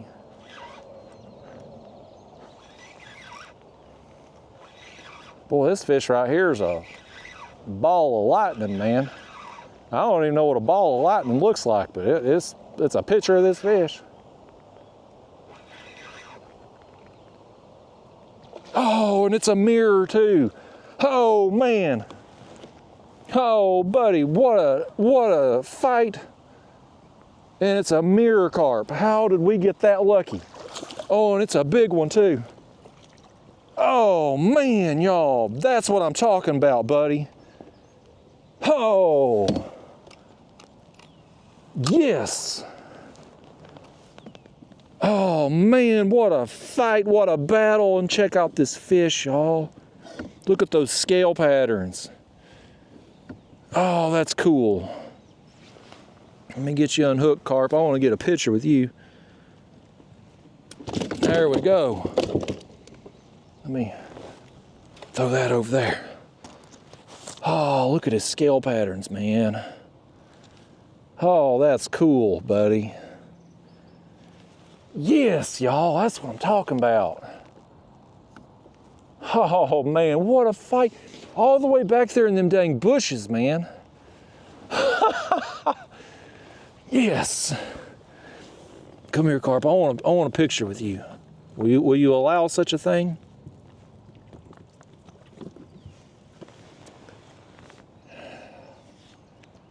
Oh, yes. Is that awesome or what? Check out those scale patterns, man. Every one of them is just so unique. This is mirror number 2 on the year. Got one there on the last trip, smaller than this, in this same area here. Oh, this makes me happy, y'all. What a battle, too. All right, buddy, go home. You're pretty cool, you know it? He knows. He sees that. He gets told that all the time. Oh, he got me right in the face, too. Yes, y'all, that one's definitely fist pump worthy. That was fist pump worthy all the way around, from just the coolness of the fish and the fact he run me all the way up there in them dang bushes, man. He was back in them weeds a ways.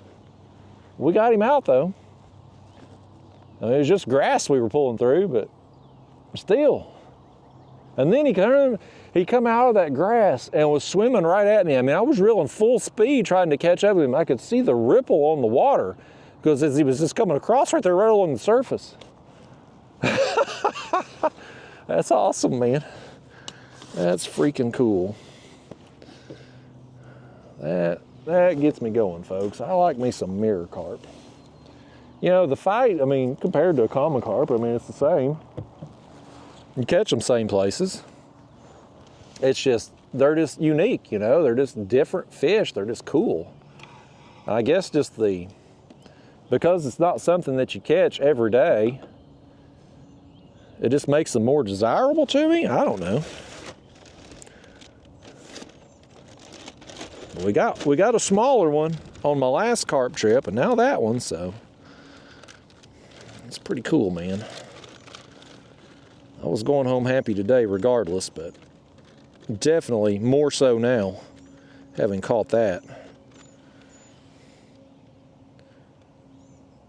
Oh, got our thing, our hair rig wrapped up there. Come out of that. There we go. There we go. Okay.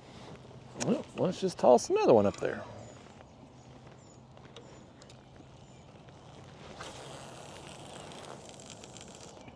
Kaplunk. Loosen our drag again.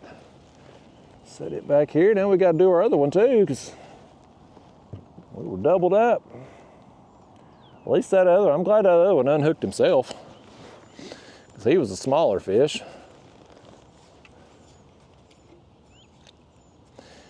But yeah, folks, I'd like to have, you know, my hope would be that people that maybe wouldn't normally give carp a chance would give them a shot. You know, I think you would enjoy it.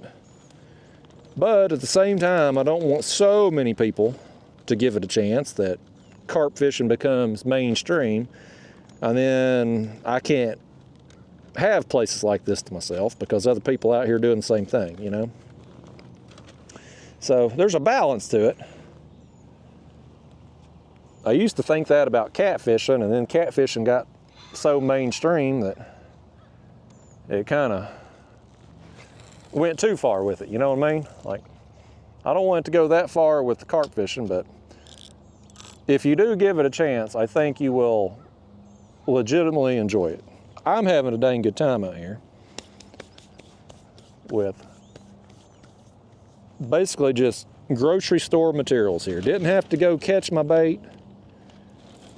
You know, didn't have to put forth any effort other than going through, well, of course, going to Walmart this day and time is an effort in itself, so I can't say it was no effort. That's the only thing I go to Walmart for anymore is carp bait. I've eliminated Walmart from my life on everything else. I get my groceries at Aldi. I'm getting Daphne's dog food on Chewy.com. I get birdseed there at Walmart too. That was the other thing. Birdseed and carp food. But otherwise, like, I pretty much cut Walmart out of my life. And I don't miss it. I did go there the other day though. I take that back. I went there the other day. I got a pool noodle, because my battery in that front hatch kept shifting. And so I put pieces of pool noodle on each side so that it can't shift side to side anymore. Thank goodness I had done that before yesterday's debacle, because heaven forbid that battery had shifted when I'm going over them waves with all that water in there sloshing around. That extra weight from the battery would have tipped me over for sure. Man, I'm pumped. I'm still pumped up about that mirror carp, y'all. Today's a good day. I'm ready to go home now. Hell, I done got the fish I wanted. I'm ready to go home and eat. I may have my steak early tonight. I may have my steak for lunch instead of dinner. That may be what I do. By gosh. Ain't never a bad time to have a steak. I get them steaks from Aldi too. Like, you know, I'm sure there's some people out there hearing me say that and probably like, well, it must be nice to eat steak every day, like I'm, you know, swimming in money like Scrooge McDuck or something. But I get them Aldi steaks. They come in they're basically like what's the dang one? I'm drawing a blank. Vacuum sealed. God, boy, I'm dumb today. That mirror carp's fried my brain. They're in like those vacuum sealed packs, and I get them eye of round steaks. And so, you know, $5 or $6 there, you can get a nice sized steak. Now, I'll grill one of those up, eat me cut up a bell pepper and some mushrooms, some onions. Put some blue cheese crumbles on that, and boy, that's a meal right there, man. Oh, uh-oh. Boy, this rod is slack. My line is slack. There he is. We got hit and didn't know it. I'm sitting here fantasizing about my steak with blue cheese crumbles. And this fish, he got his appetite going and got him some fake corn over here. I'm telling you, man, that's another thing. Try you some ultralight fishing. Try you some carp fishing. And if you like steak, try you some blue cheese crumbles on your steak. It'll change your life. You won't hardly, oh, he popped free. That fish was so ready to go get him some blue cheese crumbles for a steak. He just wasn't waiting around to be landed. I can't blame him. I can't blame him one bit. Let me fix you all here in the chest here.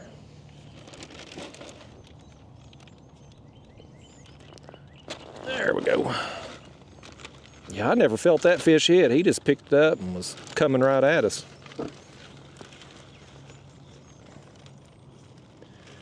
Yeah, I actually ain't, for real, I ain't gonna fish much longer. I do want to go home and get me a steak. I've had my fun today. I've caught me several fish. I've got me a mirror carp. We got us some kind of catfish. I still don't know if it was a blue or a channel. And yeah, folks. There we go. Today's a good day, man. I think sometimes people, I've had comments like this too, where people, they'll hear me rant on something. You know, I'm just talking out loud. And I guess when I talk about something I don't like, I can kind of talk passionately about it like I'm angry or something. And people seem to think like, man, you're just angry, Justin. Fishing's supposed to be relaxing. And you know, I think maybe when I go on these rants, people assume like I'm having a bad day or something, but really I'm just talking, you know, I'm having a good day, I'm having a good time, but I'm just, whatever I'm talking about, whatever it's conjuring up emotion-wise in that moment is maybe coming out through my voice, but it don't take away from the fun I'm having from what I'm doing. I'm having fun today. Today's a good day. A beautiful place, all to myself, on a Saturday, and catching some big fish and getting a really cool mirror carp. Man, it's fun, y'all. I'm glad y'all come with. For those of you who stuck around to this late in the video where you're seeing that mirror carp, thanks, man. Y'all are troopers coming with me this long. I appreciate you so much. That carp don't appreciate us though. He's got a sore lip. His lip will be sore the rest of the day. He's told all his friends about me. There's another creek that I've hit the last couple summers that I definitely want to go try to hit here soon. I'm pretty sure it was June. It wasn't last June. I think it was the June before last that I caught my PB buffalo there. And I've caught other buffalo there too before. So I want to go hit it soon. I haven't fished it all year. That may be our next carp trip. Tomorrow I'm gonna try to find some skipjack. Whether I can or not, we'll see, but I'm gonna try. If I can't, I'm gonna try to net me some shad. Should be able to get them. I mean, they're gonna be in these creeks, especially with the water up. But I'll spend some time catfishing Monday and Tuesday, assuming I get bait, assuming the weather's okay. I haven't really looked that far ahead, weather-wise. But probably try to do some carp fishing maybe next weekend again. So maybe a few videos. I'm trying to space these videos out. I don't want to post 4-hour-long videos on back-to-back days. So if I have a good stretch where like I get 2 or 3 videos in a row, you know, consecutive days, like it'll be more drawn out, I guess. I'm finally ahead again, first time in a while. It's been nice. Not having to feel the pressure of needing to get a video on a certain day. So maybe a few more videos from now before you see another carp trip, but My hope is to go catch some carp and maybe, fingers crossed, a buffalo in that other creek that I've had some success in the summer months before. So we'll try it.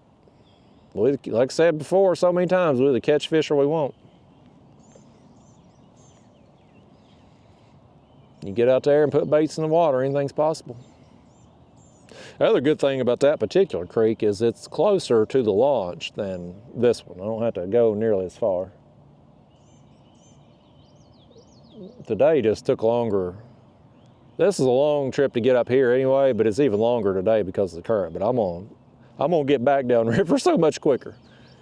Going back downriver today may be the fastest I've ever gone in this kayak. Should be a fun ride.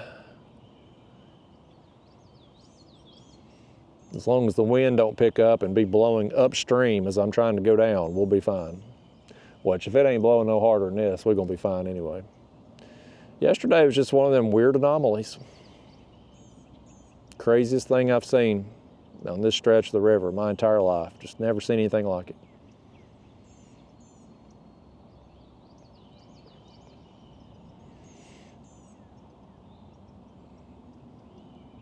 I need to keep track of the mirror carp. That might be an interesting thing to do too. I'll make note of that today. I need to make a note of marking this day down for the mirror carp, because what I've been doing is like making notes of things when I catch a big fish or something cool happens. So that this winter, when I'm stuck at the house, you know, cold, dreary, nasty days, I can make up some videos there for my second channel with just the highlights of these longer videos and stuff. And I need to make some notes of the carp, or the mirror carp I get. That way, maybe I'll put together like a video at the end of the year just of the mirror carp catches. Like, that might be pretty cool. I don't know if people would want to watch such a thing, but it might be pretty cool for me someday looking back on it when I'm old and gray and sitting in a rocking chair, if I'm fortunate enough to make it to that point.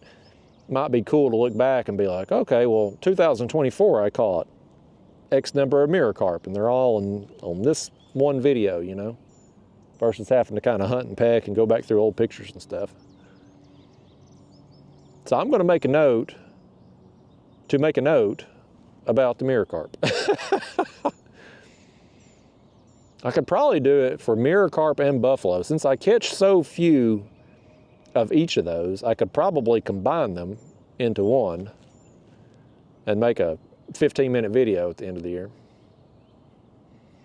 15 minutes may be optimistic, depending on how many carp trips I get in this year. But I think last year I caught like 6 or 8. So I get them, you know, sporadically, but I do get them. So they're in here. Oh, look right here. There we go again. Here we go again, y'all. I think it's another carp. He turned too quick to be a catfish.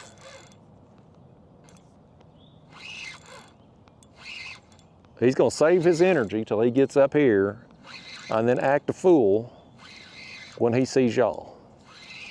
Like one of them little 15-year-old girls that you'd see on the old Elvis Presley clips. When Elvis Presley would come out and shake his hips, them little 14-year-old girls would be screaming and going crazy over the king. That's what this carp does when he sees y'all looking at him through the camera. He's gonna get up here and just act a fool. Perfectly calm until he gets up here, and then he's gonna show out. Just like them girls, they're perfectly calm until Elvis comes out on stage, and then they go nuts. He ain't showed out yet though, has he?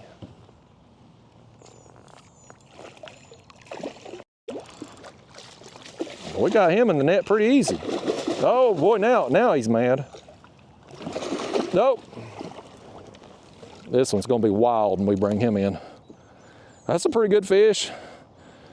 Oh crap, I got my net hung. There it comes.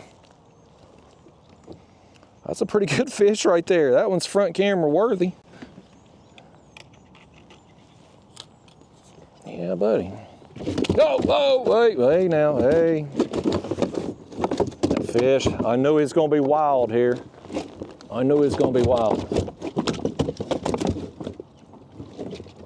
Let's set y'all right there while he goes crazy. Fish, you're acting like a little 14-year-old girl at the Elvis Presley concert. That's how you're acting right now. That's what these people are seeing of you.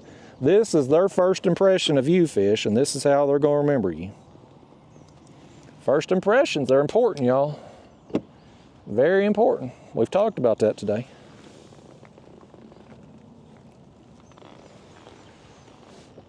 There we go. Another one there, you know, not the biggest of the day, but definitely a quality fish.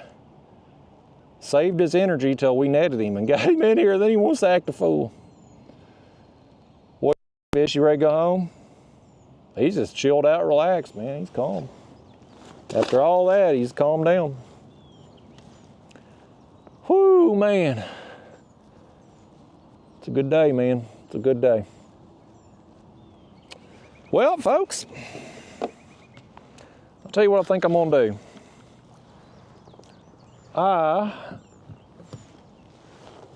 I think, clean my glasses off first thing. I think we're gonna reel in another fish right here is what I'm gonna do. Look right here, let me get the camera back in the chest here. We got another one on right here. We got another one on right here, man. These fish, the bite's gotten better as the morning has went on. Why that is, I don't know. Whether it's us baiting, just more pack bait getting thrown out, time of day, fish moving through. Is this one's hung in something? Crap. I felt him go in something. I thought he was going to come out. What the hell, he'd be hung in right there unless something else is washed down, because we were reeling in fish right there the other day. Wasn't any issues. Might be something new that's washed down.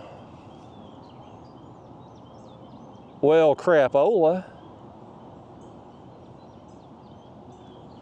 All right, well, let's give him a little slack. We'll see if he comes out of it. If not, I'll go get him here in a few minutes when I leave. I'll just motor up there and see if I can work him free from the other side. As long as he didn't get wrapped up in it, do laps around, I should be able to just go on the other side and help kind of pull him out. If he's still on there, it's hard to feel. I don't know if he's on there or not. He may have come off when he got in the snag. But yeah, y'all, I'm just gonna fish a few more minutes, I think. I'll probably rebait this rod and maybe try to get me one or two more.